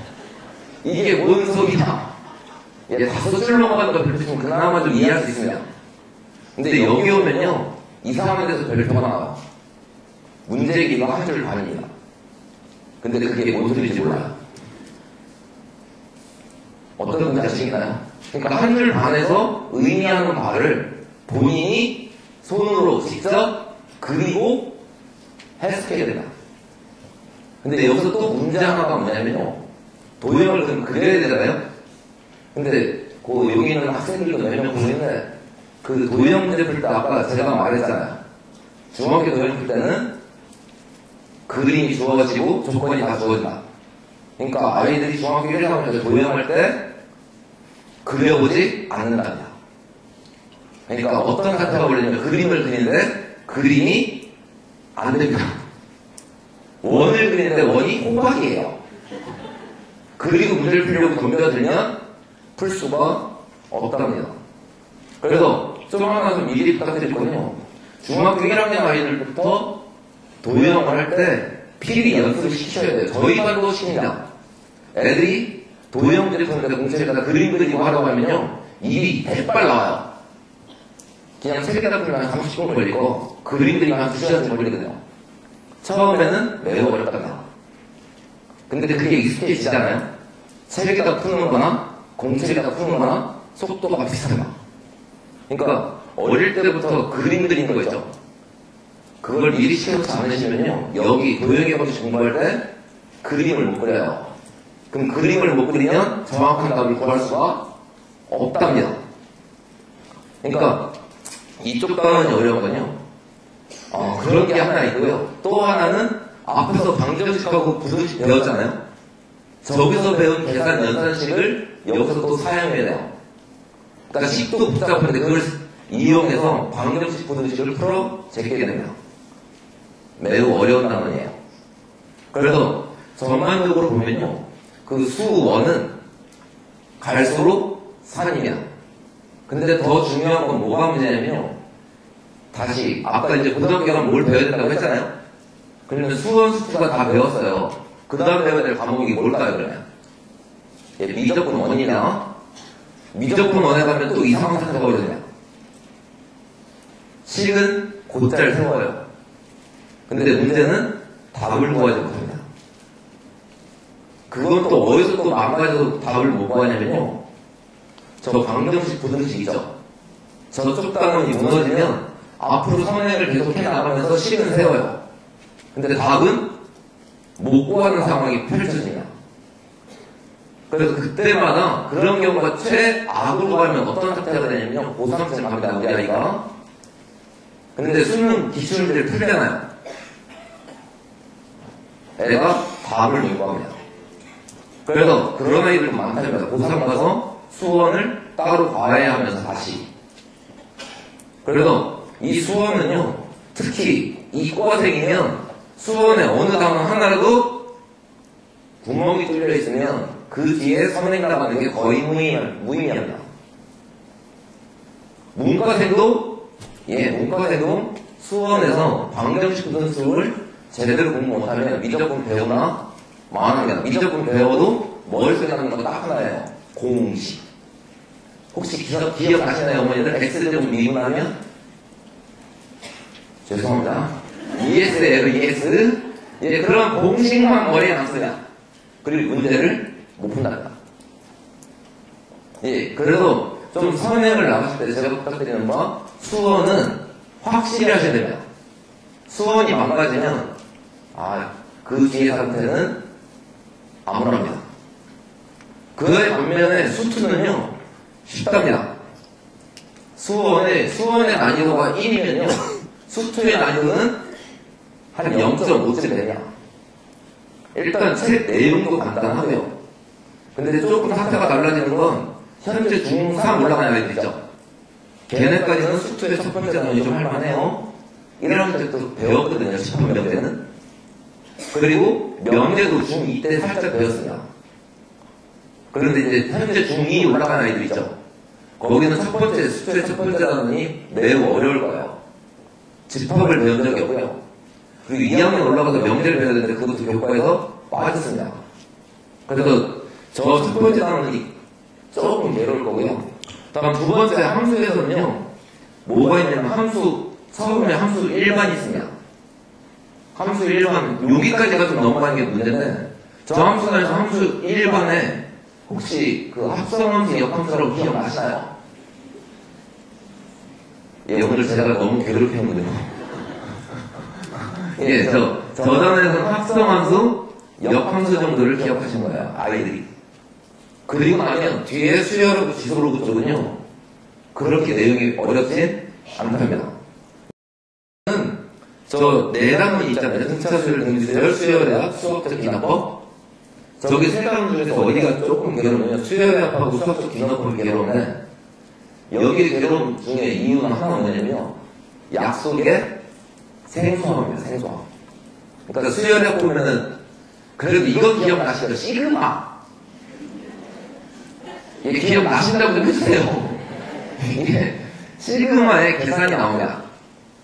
그 계산이 처음 하는 아이는 되게 낯설어해요. 마치 어떤 것처럼 낯설어하냐면, 우리 아이들도 선행이 나가다 보면 중3 1학기 처음에 제곱근 배우냐, 루트 배울 때 상당히 낯설어합니다. 심지어 그런 아이들 많습니다. 루트 2 더하기 루트 2는 어머니도 아시죠? 예, 2루트 2 그건데요, 아이들이 루트 2 더하기 루트 2 처음 배우는 애들은 간단하게 나옵니다. 루트 4 2 더하기는 4, 루트 4. 예, 그런데 문제는요, 그 루트를 계속 쓰다 보면요, 마치 1 더하기는 2처럼 루트 계산은 그냥 루트인 거면 그냥. 저기 수열대학 단원이 그래요. 근데 그 밑에 가면 지수로그 있잖아요. 지수로그는요, 어머니들 또 함수 나오면 괴롭잖아요. 그렇죠? 근데 지수로그 단에서 함수가 없습니다. 함수가 없다는 거는 어떤 걸 의미하냐면요. 지수로그 방정식이 없습니다. 지수로그 부등식이 없답니다. 그냥 저쪽은 뭐만 있냐면 지수로그 계산만 나왔어요. 그러니까 여기도 아까 루트 배운 것처럼 처음 배울 때는 되게 낯설합니다. 처음 보면 더하기 빼기니까. 근데 그걸 익숙해지면 그냥 더하기 빼기일 뿐이다. 그냥. 좀 느낌이 약간 다르지 않습니까? 수원 쪽보다. 예, 그래서 좀 선행을 나가실 때는요, 어디가 관건이냐면 수원, 수 중에 수, 원. 여기가 무너지면 선행이 아무 의미가 없답니다. 그래서 선행 나가실 때 좀 그러지 않으셨으면 좋겠는데 수원을 몇 번 훑었어요 있잖아요. 수원은 몇 번 훑는 게 중요한 게 아니야. 좀 제대로 공부해 나가는 게 중요합니다. 그래서 실제로 저희가 이제 고등부도 있지 않습니까? 고등부의 동방고사를 좀 보는데요. 레벨 결정하려고. 그때 관렸던 단원이 저희가 수원은 전범위 시험을 봤답니다. 근데 아이들이 1, 2, 3레벨이 있지 않습니까? 1레벨이 제일 높은데요. 저희 반 물어보니까 애들이 6레벨이 제일 높은 건지 알고 1레벨 나왔다고 자제를 했다는데 1레벨이 제일 높습니다. 고등부 1, 2, 3레벨을 결정했습니다. 그게 어디에서 결정이 나냐면 수원 전범위예요. 아까 말씀드린 대로 도형의 방정식에서 고등부 1, 2, 3레벨이 결정납니다. 그만큼 어렵답니다. 그러니까 방정식 함수정은 그냥 중3 때 내신 대비하고 하면 웬만큼 되는데요. 저 도형의 방정식은 몇 번을 배워도 어려운 데다가 적입니다. 그래서 그 정도 좀 알아두시면 되겠고요. 그래서 그 자료집 밑에 표해 보시면요. 표 밑에 좀 얘기가 있지 않습니까? 그 정도를 좀 더 알아두시면 좋은데요. 일단 그래서 지수로그 함수랑 삼각함수 있죠. 삼각함수 안에는 문과학생들을 배우지 않습니다. 교과가 좀 바뀌면서. 그 다음에 이과학생들은 지수로그 함수랑 삼각함수를 미적분 2 있죠. 미적분 2 앞부분에서 배우게 돼요. 그러니까 미적분 2의 좀 내용도 좀 가늠이 되시나요? 미적분 하기 전에 준비 단계로 지수로그 함수랑 삼각함수를 배우고 미적분을 시작해요. 마음만 찼어요. 그 다음에 이제 우리 아이라고 상관 연대에 행렬이라는 단어는 있었는데요. 그거는 고급 수학으로 넘어가면서 배우지 않게 됐습니다. 그래서 아이들 좀 선행 계획 세우실 때 다시 한번 좀 말씀드릴 거 수원 수 중에서 어디에 힘을 좀 쏟으셔야 된다고요. 예, 수, 원에 힘을 쏟으셔야 됩니다. 되셨나요? 그래서 고1 과정은 이렇고요. 오늘 이제 제가 좀 본격적으로 얘기 드릴 건 뭐냐면요. 예, 이제 학기 중이 됐습니다. 그러면 어머니들이 제일 많이 신경 쓰는 게 내신입니다. 그래서 내신 얘기를 좀 드리겠는데요. 일단은 현재 중1 있죠. 중1 올라간 학생들 자유학 기대가 조금 시작됩니다. 그래서 약 전국에서 600학교 정도가 올해 시작돼요. 그리고 내년 되면 1200학교. 그리고 내후년부터는 그 다음에는 전면적으로 시행입니다. 그래서 매우 걱정이 되냐. 일단 내신 얘기를 좀 해드리는데요. 자유학기제가 시작되면 내신 안 보잖아요. 제가 뭘 걱정하냐면요. 우리 아이들 수학을 열심히 합니다. 선행도 해요. 근데 아이들이 제대로 수학 공부하는 건 언제냐면 딱 1년에 4달입니다. 시험, 대비기간. 그러니까 그게 어떻게 좀 펼쳐지냐면 이게 중학교 얘기가 아니다. 중학교뿐만 아니라 고등학교도 그런데요. 고등학교 2학년이면 이과생이면 고등학교 진도가 다 끝나잖아요. 예, 그렇답니다. 학교 다 끝나요.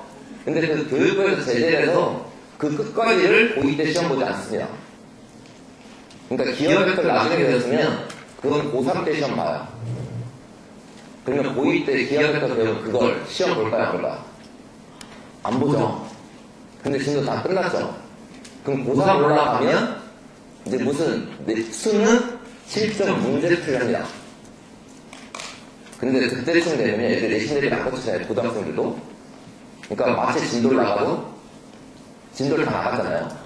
근데 마치 안 배운 거와 똑같은 상황. 기본적인 내용도 풀지 못하는. 그러니까 내신 대비 기간이 왜 중요하냐면요. 아이들이 어느 정도 긴장하잖아요. 학교 시험을 봐야 되니까. 그러니까 그 기간에는 아이들의 집중력이 최고조에 달합니다. 근데 그 기간이 없어집니다. 그래서 수학의 입장에서 보면요. 아이들이 매우 안 좋아져요. 그래서 그게 요즘에 좀 드러나는 학교가 있는데, 여기 혹시 자녀가 진선여중, 예, 진선여중이요. 몇 년 전만 해도 학교 시험이 매우 어렵답니다. 그런데 그게 해가 가면 갈수록 쉬워지고 있어요. 그러니까 어떤 학교가 되냐면 옛날에 진선여중에 수학좀 한다는 애들이 좀 있었답니다. 근데 내신이 쉬워지니까 아이들 머릿속에 딱 하나가 돼요. 학교 시험이 쉬운데 이 어려운 걸 내가 왜 공부합니다. 그리고 어머니들 생각도 바뀝니다. 학교 시험이 쉬운데 뭐하러 오래 걸구나. 그렇게 1학년, 2학년, 3학년이 넘어가요. 그러니까 전반적으로 아이들 수학 실력이 저조합니다. 성적이 자꾸 떨어져요. 그러니까 학교 성적은 나오는데 수학학원을 시험을 보면 성적이 자꾸 떨어집니다. 그래서 내신 대비 기간 좀 제가 말씀드릴 거 2학년, 3학년은 당연히 시험 보니까 열심히 할 건데요. 1학년 제 보니까 역삼중학교 1점표를 좀 봤는데 중간고사가 없더라고요. 그런 학교 어머니들이라도 다른 학교 내신 대비 할 때 같이 공부하고 심화 대비 문제를 좀 푸셔야 돼요.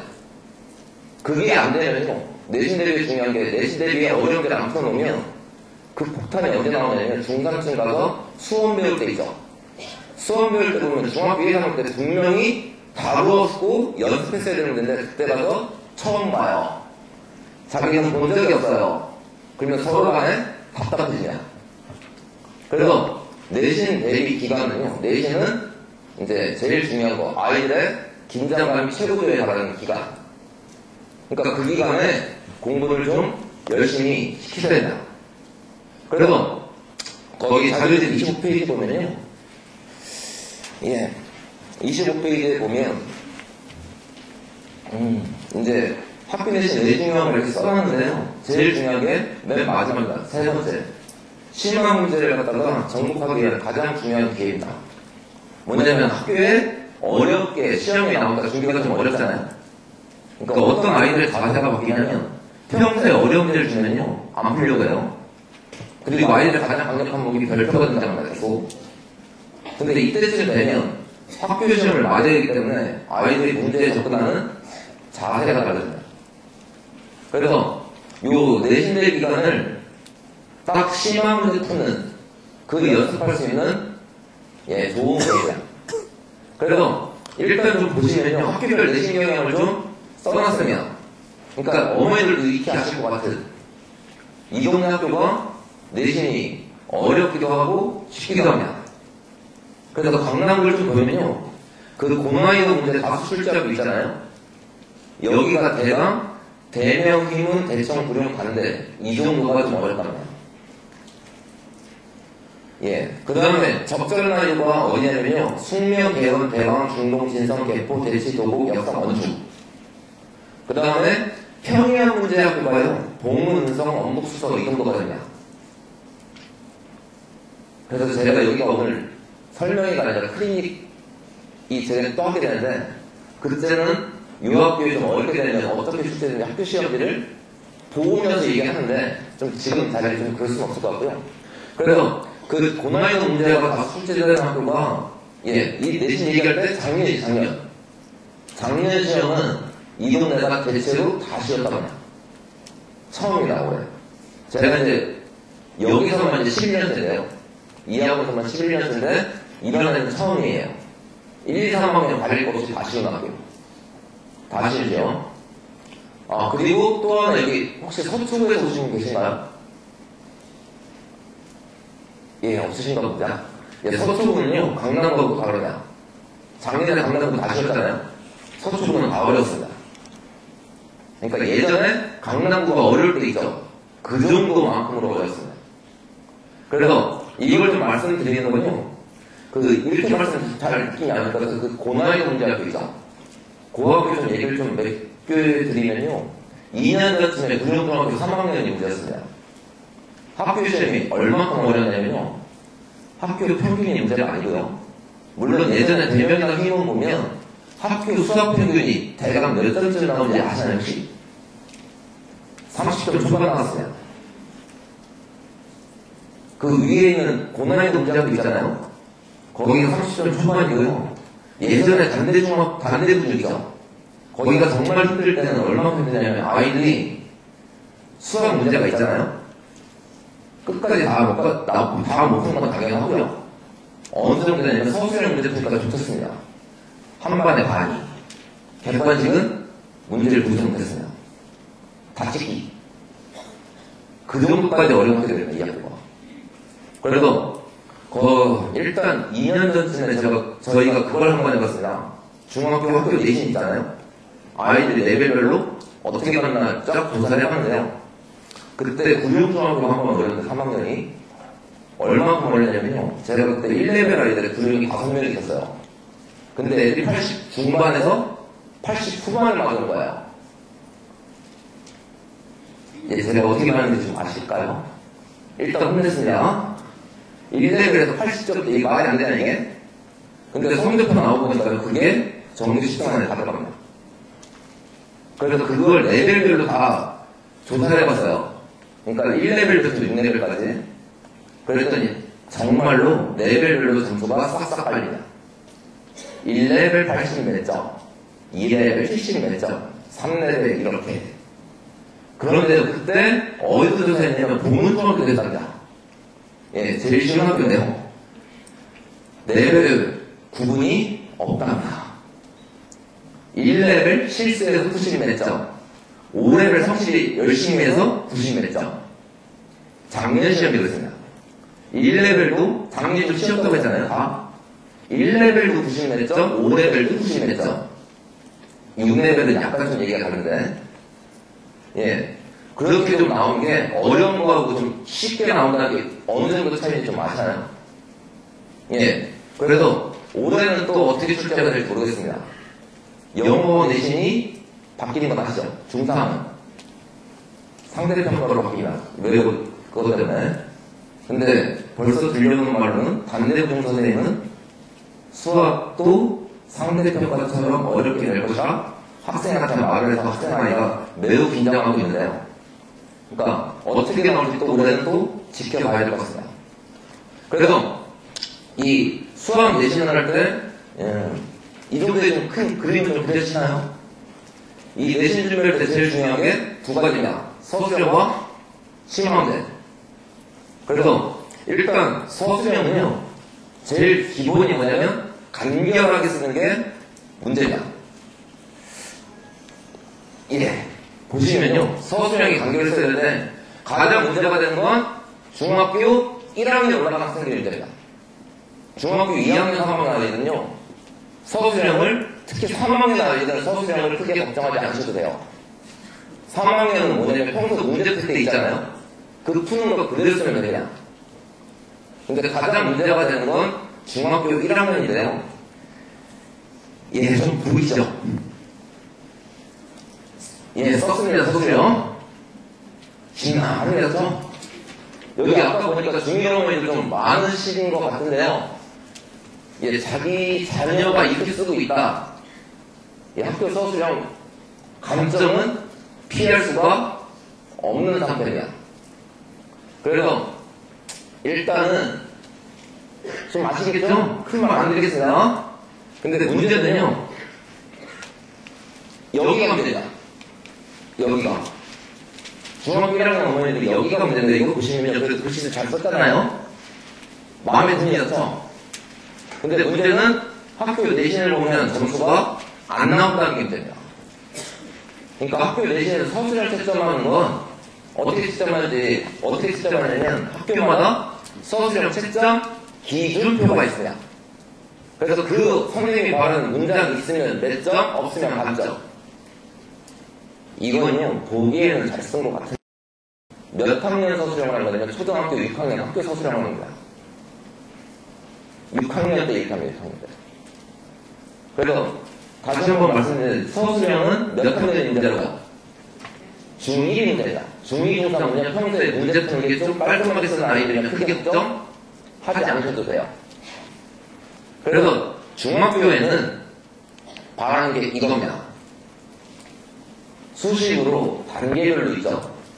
단계별로 선생님이 원하는 답을 쓰는 거예요. 그래서 문제는 그 중1로 올라가는 어머니들은요, 서술형 연습을 이번 겨울방학에 좀 하셨어야 돼요. 3월달이 되면 저걸 연습할 시간이 없다면.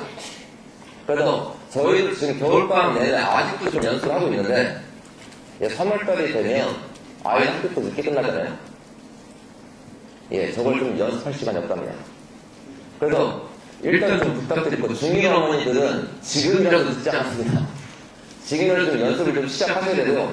중2, 중3은 이건 크게 걱정하지 않으셔도 돼요. 근데 문제는 뭐냐면요, 서술형이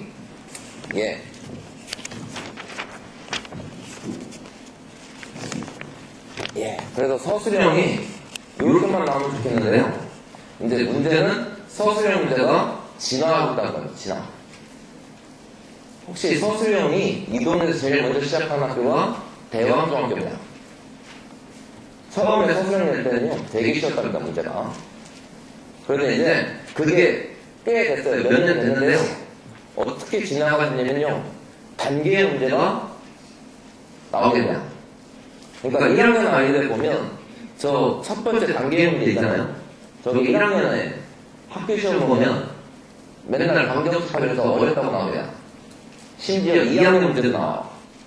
2학년 연립방정식이 똑같이 나오는데요. 단계의 문제는 뭐냐면요, 제일 기본은 3번이죠. 최저 합격 점수를 구하여라. 이게 목표입니다. 근데 그냥 풀면 어렵잖아요. 그러니까 저 답을 가기 위해서 선생님이 1번, 2번, 3번, 4번을 따라가게 하는 거예요. 그러니까 어려운 문제가 출제돼도 저렇게 따라가라. 그래서 단계의 문제가 하나 있고요. 또 하나는 선택형 문제가 있어요. 저기 밑에 보시면 A, B, C 있잖아요. 옆에 보시면 4.5점, 7점입니다. 그쵸? 저거 뭐 말하는 거냐? 저 세 개 중에 자신 있는 거 하나 푸세요. 그럼 저 문제의 총 배점은 몇 점일까요? 7점입니다. 7점. 그 중에서 I가 A 플러스면 4점만 맞는 겁니다. 3점은 감점이에요. 그래서 이런 걸 좀 진화하고 있다. 이게 있고요. 그 다음에 가장 큰 문제는 뭐냐면요, 이제 중학교 1학년 어머니들 아까 좀 제가 말씀드렸죠. 연습하셔야 된다. 근데 2, 3학년 아이들은요, 저 서술형 감점을 걱정할 때가 아닙니다. 시간이 지나가면서 서술형에서 뭐가 나와서 아이들 점수가 떨어지냐면 감점보다는 아예 못 푸는 게 많아요. 그러니까 서술형에서도 아까 처음 말씀드렸죠. 대학교 처음 할 때는 정말 문제가 쉽고 아이들이 풀이 과정이죠. 풀이 과정만을 보길 바랐는데 이제 점점 시간이 되면서 서술형에도 어려운 문제, 심한 문제가 출제되네요. 그래서 어머니한테 바라는 건 뭐냐면요, 중2, 중3은 심화 문제를 잘 푸는 게 관건이다. 그래서 심화 문제는요, 어려운 거 맞아요. 근데 시험지 특성상 어떤 게 똑같이 돌아가냐면 여기 강남구, 서초구, 송파구 있잖아요. 세 문제가 맨날 순환합니다. 어느 애는 강남구에 있던 게 서초구에 나오고, 서초구에 있는 게 송파구 나오고, 송파구가 강남구 나오고 돌고 겁니다. 그래서 그 심화 문제 풀 때 제일 좋은 건 뭐냐면요, 무슨 A급 뭐 그런 게 아니라, 그런 게 아니고요, 학교 내신 기출 중에서 어렵게 출제되는 문제들 있잖아요. 그걸 연습하는 겁니다. 그래서 보시면요, 이래요. 저기 문제 2개 보이시잖아요. 문제가 똑같은 문제입니다. 숫자만 바뀌었어요. 근데 보면 느낌이 좀 오시나요? 위에 거는 11년 구룡중학교, 밑에는 10년 잠신중학교. 심화 문제 푸는 건 학교 기출을 중심으로 판단하시는 겁니다. 그래야 연습이 돼요. 이미 학교 기출이 어려워져서요. 웬만한 세상이 그런 것보다 어렵답니다. 그래서 관건은 학교 심화 문제는 내신 기출로 공부하시는 게 맞답니다. 그래서 그게 하나가 있고요. 또 하나는요. 중3의 문제입니다. 중3 보면요. 우리 아이들 이제 중3쯤 되면 다 수원은 공부하잖아요. 근데 뭐가 문제냐면 중3 아이들은 수원 공부가 필히 돼야 돼요. 이제 어떤 것 때문에 그러냐면요. 이 문제를 두 개 봅니다. 중3은 수원이 필히 공부돼야 되는데 위에 거 보시면요. 좀 연도가 옛날이라 제가 공부를 못해서 넣었는데 08년도 구룡 중학교 문제입니다. 근데 밑에 보시면 조금 이상하지 않습니까? 맨 마지막 글자가 세와 중이 아니에요. 세와 고등학교입니다. 그러니까 3학년 내신을 준비하려면 수원이죠. 수원도 공부를 필히 하셔야 됩니다. 아니면요. 3상 있죠.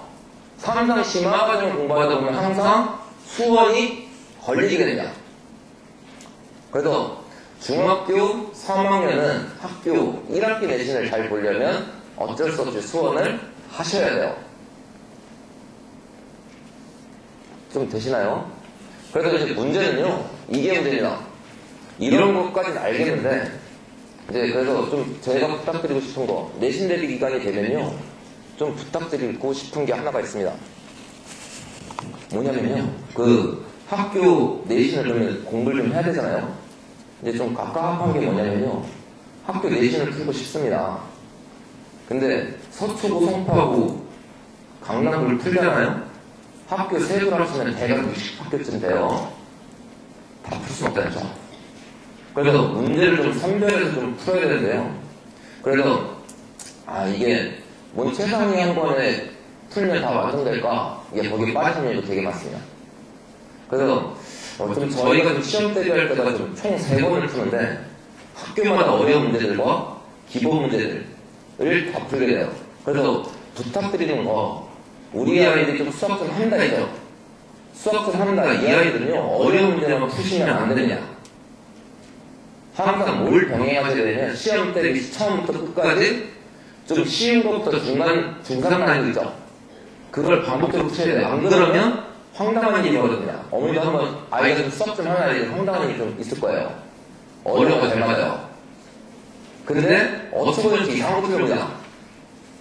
그러니까 상위권이라면 그렇게 좀 가셔야 되고요. 다음에 가장 중요한 건요. 특히 이제 또 중2의 문제다. 중2 아이들은 시간 재고 문제 푸는 게 좀 적잖아요. 그러니까 시험 대비 기간에 뭘 꼭 하셔야 되냐면 시간 재면서 문제 푸는 연습이죠.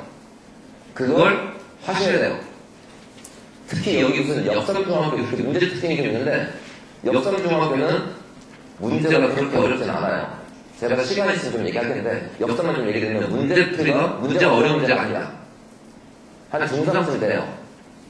근데 중3 문제가 되게 많습니다. 그러니까 아이들이 항상 뭐가 문제냐면 역사중학교 시험 경향을 보면 시간과의 전쟁이에요. 다 풀 수 있는 문제예요. 분명히. 그리고 시험 끝나고 나서 풀어보면 다 풀려요. 근데 관건은 시간 내에 푸는 게 관건이잖아요. 그러니까 시험 대비 기간에 그 시간 내에 푸는 연습도 시키셔야 돼요. 그 다음에 제일 중요한 건요, 꾸준함이 필요해요. 저희가 이제 시험 대비하면 총 3주 시험 대비합니다. 그리고 시험 보러 가는데요, 일주일까지 잘 와요. 근데 3주가 딱 되잖아요. 신기한 일이 벌어져요, 아주. 저희가 제일 높은 게 1레벨, 제일 낮은 게 6레벨이에요.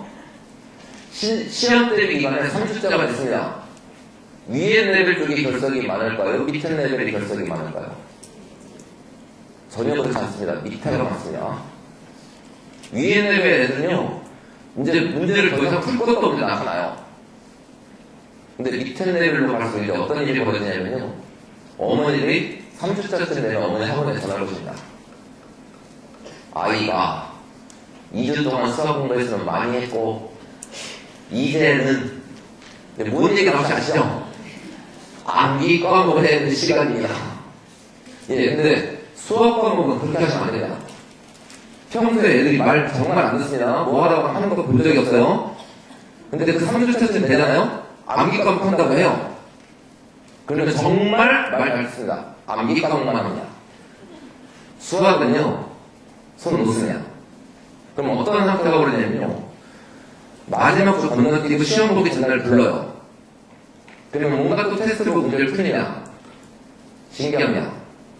2주 동안 열심히 푼 게 아무것도 기억이 안 나요. 분명히, 거기까지만 기억합니다. 분명히 풀어봤어요. 근데 나는 현재 모르겠어요.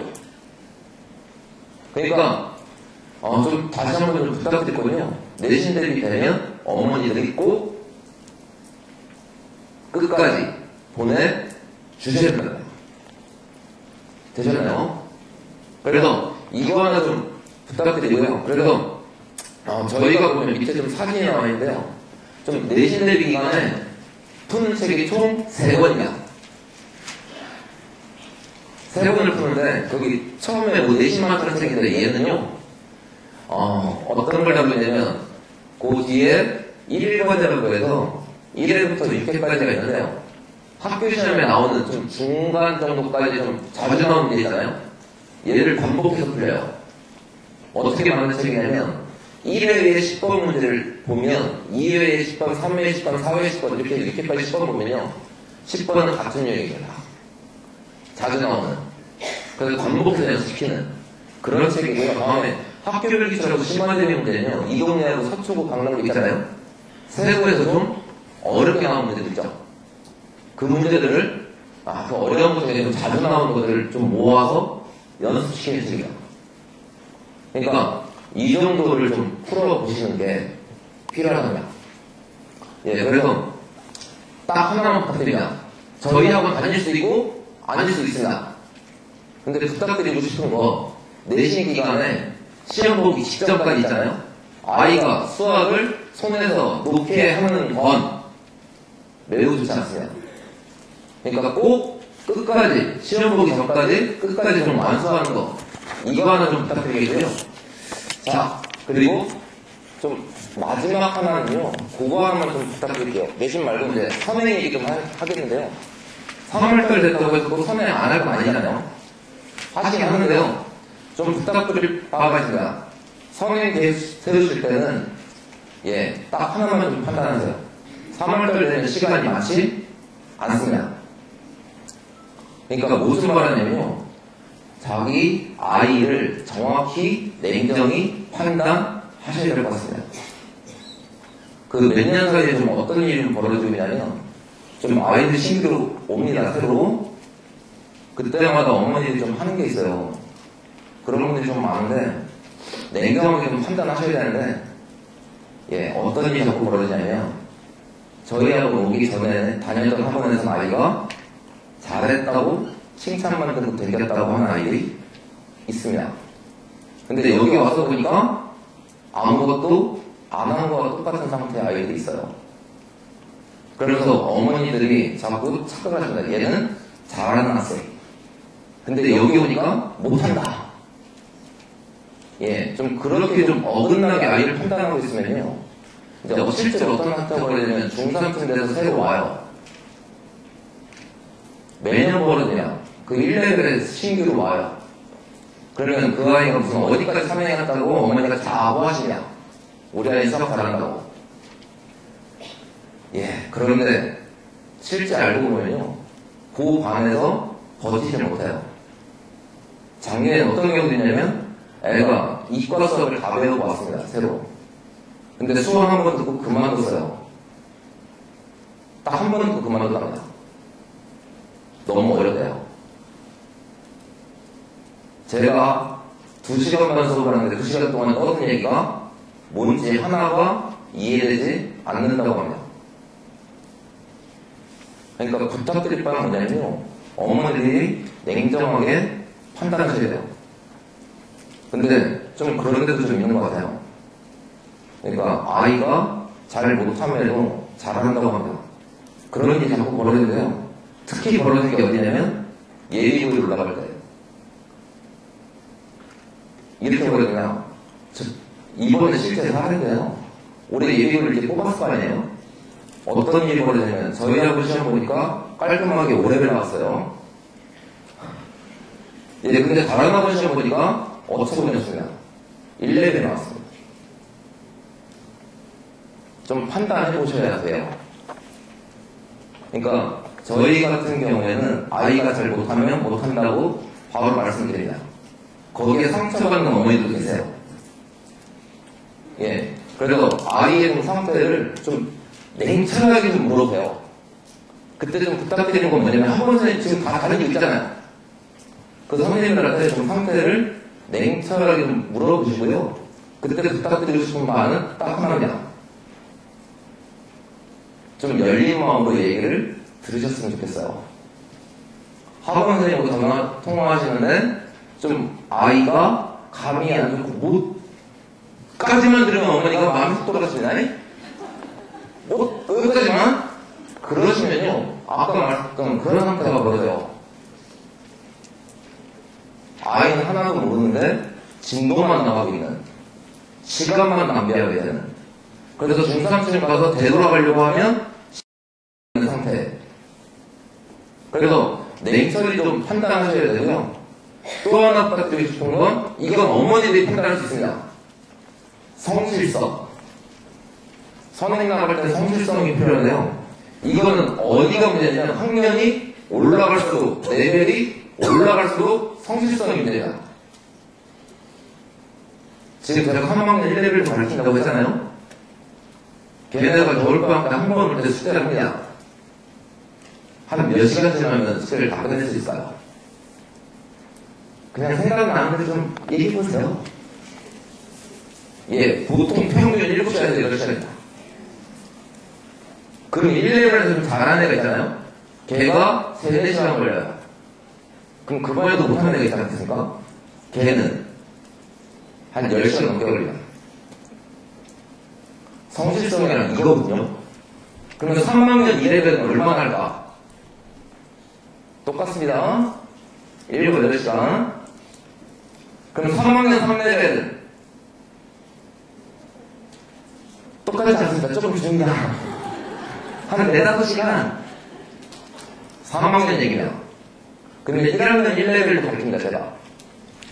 걔네는 몇 시간쯤 걸려요?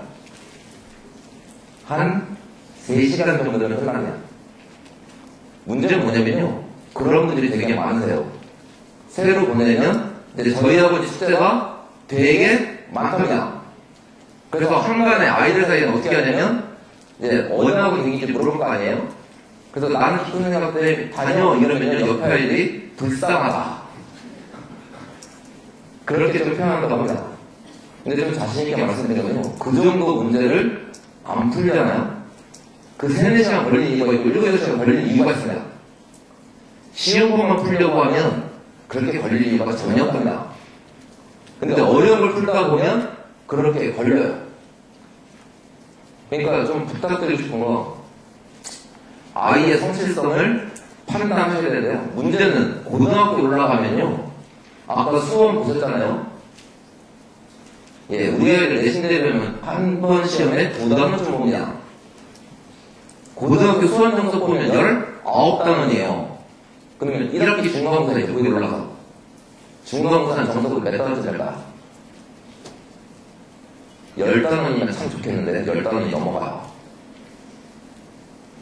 그때 양이 감당이 안 됩니다. 그래서 성실성을 좀 하셔야 되고요. 그래서 부탁드릴 거는 중1 어머니들이 특히 좀 문제예요.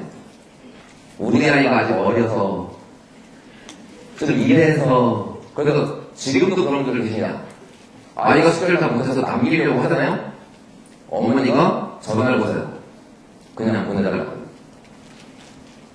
근데 그게 자꾸 누적되냐. 그러면 성적은 떨어질 수밖에 없습니다. 자연적으로. 그러니까 그 아이의 성실성 좀 잘 좀 판단해 주시고요. 그 다음에 또 하나 판단드릴 건 수학적 감각을 잘 판단하셔야 돼요. 이게 학년이 또 여기도 됩니다. 학년이 올라갈수록, 레벨이 올라갈수록 뭐가 문제냐? 수학적 자질도 문제냐? 그러니까 이번 수능이기로 했는데 이과 수학 보면 이번에 29번, 30번이었어요. 성실한 아이가 풀 수 없는 문제. 감이 있어야 되는 문제. 예, 그래서 그 수학적 감은요, 좀 그 선생님들한테 좀 물어보세요. 그래서 저 같은 경우도 아이가 수학적 감이 없으면 어머니한테 그냥 말합니다. 감이 없다고. 감이 없는 건 없는 거잖아요. 거기다가 얘가 감이 좋다고 할 수 없잖아요. 그래서 문제는 뭐냐면 이걸 제대로 판단 못 하시면요, 수학적 감이 있는 아이와 없는 아이가 수학 공부해야 될 길이 달라요. 수학적 감이 없다고 공부를 포기하는 건 아니잖아요. 근데 길이 다른데 그걸 잘 판단하지 못하면요, 우리 아이가 수학적 감이 있는 아이를 따라가려고 하냐? 따라갈 수가 없어요. 학년이 올라갈수록. 그러면 계속 또 시간 낭비입니다. 그래서 어머니한테 좀 부탁드린 건 선에 나가는 거 좋습니다. 당연히 잘하는 아이를 데리고 많이 나가는 거 좋아요. 근데 우리 아이가 객관적으로 잘하는지 못하는지 좀 판단하셔서 좀 선행을 결정하셔야 되고요. 그때 좀 배제될 게 있습니다. 학교 내신 성적. 특히 작년 내신 성적. 우리 아이가 학교 내신은 90점이 넘는데 수학 잘하는 것 같아요. 배제하셔야 된다. 특히 또 그것도 있으면 우리 아이가 학교 내신이 정규 몇 등 안에 들어가요. 관계가 없습니다. 수학이랑. 사회 잘한다고 수학 잘하는 게 아니잖아요. 제가 밝히는 애 중에 어떤 애들이냐면 저희 학교는 3레벨 이면 어머니들이 잘 못한다고 생각하시는데요. 3레벨 아이들 중에도 각 학교마다 10등 안에 들어가는 애들이 많답니다. 달라요. 그거 보면 제가 가르쳤던 아이 중에 최악도 있는데요. 수학은 거의 천재 수준입니다. 저한테 배우지 않았어요. 근데 그냥 보통 책 보면 앞에 설명 조금 있잖아요. 그거 보고 숙제를 했는데 다 맞습니다. 또 어떻게 다 맞으니 앞에 써있었어요 하고 다 맞습니다. 근데 그 아이의 내신 성적이 아주 중학교 학생이었는데 진짜 고2 올라갑니다. 아주 중학교 학생인데 제가 정규 수가 깜짝 놀랐을 겁니다. 100등에서 150등 사이에요. 정말 수학만 잘해요. 예, 그러니까 아이의 수학 성적을 얘기하실 때요, 내신은 배제하셔야 돼요. 그리고 또 하나는요, 영재교육원 얘기도 배제해주세요. 특히 중일 어머니들, 우리 아이가 이제 그 레파토리가 되게 많습니다. 우리 아이가 초등학교 때 다른 아이들은 열심히 준비해도 못 들어가는 영재원을 혼자 공부해서 들어갔어요. 그러니까 수학 잘할 거예요. 전혀 그렇지 않습니다. 그거랑도 수학 성적이랑은 상관이 없답니다. 그래서 이 두 가지는 좀 배제하시고 냉철히 좀 판단을 부탁드리겠습니다. 그래서 제가 부탁드리고 싶은 거는 1학기 수학 목표는 딱 간단해요. 일단 우리 아이의 수학을 한다 못한다 이게 좀 판단되면요, 첫 번째는 뭐 하냐면요, 일단 기본적으로 1학기 때 자기 학년 학습은 꼭 해야 되냐. 어디냐면요, 중1, 중2죠. 특히 중1, 중2의 상위권 아이들이죠. 선행을 막 나갔잖아요. 그 아이들은 필히 뭘 봐야 되냐면 중1, 중2면요, 선행을 막 나가셨으면 3월달, 5월달에 자기 학년 거 꼭 공부하셔야 돼요. 안 그러면 내신 드릴 때 매우 힘들어합니다. 이유 딱 하나예요. 지금 자기 학년 거랑 선행을 많이 나가면 거기 차이의 갭이 매우 커요. 연관관계가 없다 그냥. 근데 3학년의 상위권이면요, 굳이 3학년 거 학기 중에 안 하셔도 돼요. 수원이 좀 되면요, 3학년 거 문제는요, 내신 대비 기간에 좀 어려운 문제 몇 개 있잖아요. 그거 연습하면 학교 시험은 문제없이 돌파가 됩니다. 그래서 몇 학년이 됐든 첫 번째는 자기 학년 공부를 하셔야 되고요. 다음에 상위권 그냥 성적을 쭉 나가면 되는데 중위권 아이들 있죠. 걔네가 선행을 안 할 수가 없답니다. 특히 아까 좀 보여주시면 중3은 수원이 문제잖아요. 중1, 중2는 그 다음 학년 거의 문제가 이렇게 똑같이 나와요. 그러니까 그 아이들은 선행을 안 할 수 없는데요, 부탁드리는 건 딱 하나입니다. 선행을 나갈 때 이렇게 나가지 말았어요. 중1 거짜, 중2 거짜 이게 아니고요. 그 중학교 교과과정 보면 단원별로 다 연계되어 있답니다. 첫 번째는 수, 두 번째는 식, 세 번째는 방정식, 네 번째는 함수. 1학기 구조는 똑같아요. 그래서 1학년이라면 1학년 첫 번째 단원 되면 다음에 2학년 첫 번째 단원. 그 단원별로 중위권 아이들 거는 그렇게 나가는 게 상당히 효율적이냐. 근데 좀 상위권이라면 상관없이 나가는 거예요. 그 다음에 세 번째는 딱 마지막에 아까 얘기했던 거. 내신 대비 이점. 착실하게 해야 됩니다. 특히 중1 있잖아요. 그 자유학기에 대해서 중간고사 안 보는 학교가 있습니다. 좀 내신 대비를 좀 미리 잘해서 하는 건 작년 수준학교가 자유학기 대 시범학교였어요. 시행했는데요. 기말고사는 봅니다. 그때 수학 시험 범위가 황당합니다. 한 학기 전범위예요. 그러니까 우리 아이가 그 중간고사 안 본다고 좋아할 일이 아니시고요. 기말고사 볼 때 보면 내단은 한 방에 공부해야 돼요. 만만치 않은 일입니다. 그래서 여기까지 좀 설명드리고요. 좀 오늘도 좀 길어졌는데 제 마지막 부탁드릴 거는 우리 아이들 성적을 나가셔도 됩니다. 근데 그때 전제는 잘 판단하셔서 하시는 겁니다. 긴 시간 수고하셨습니다. 감사합니다.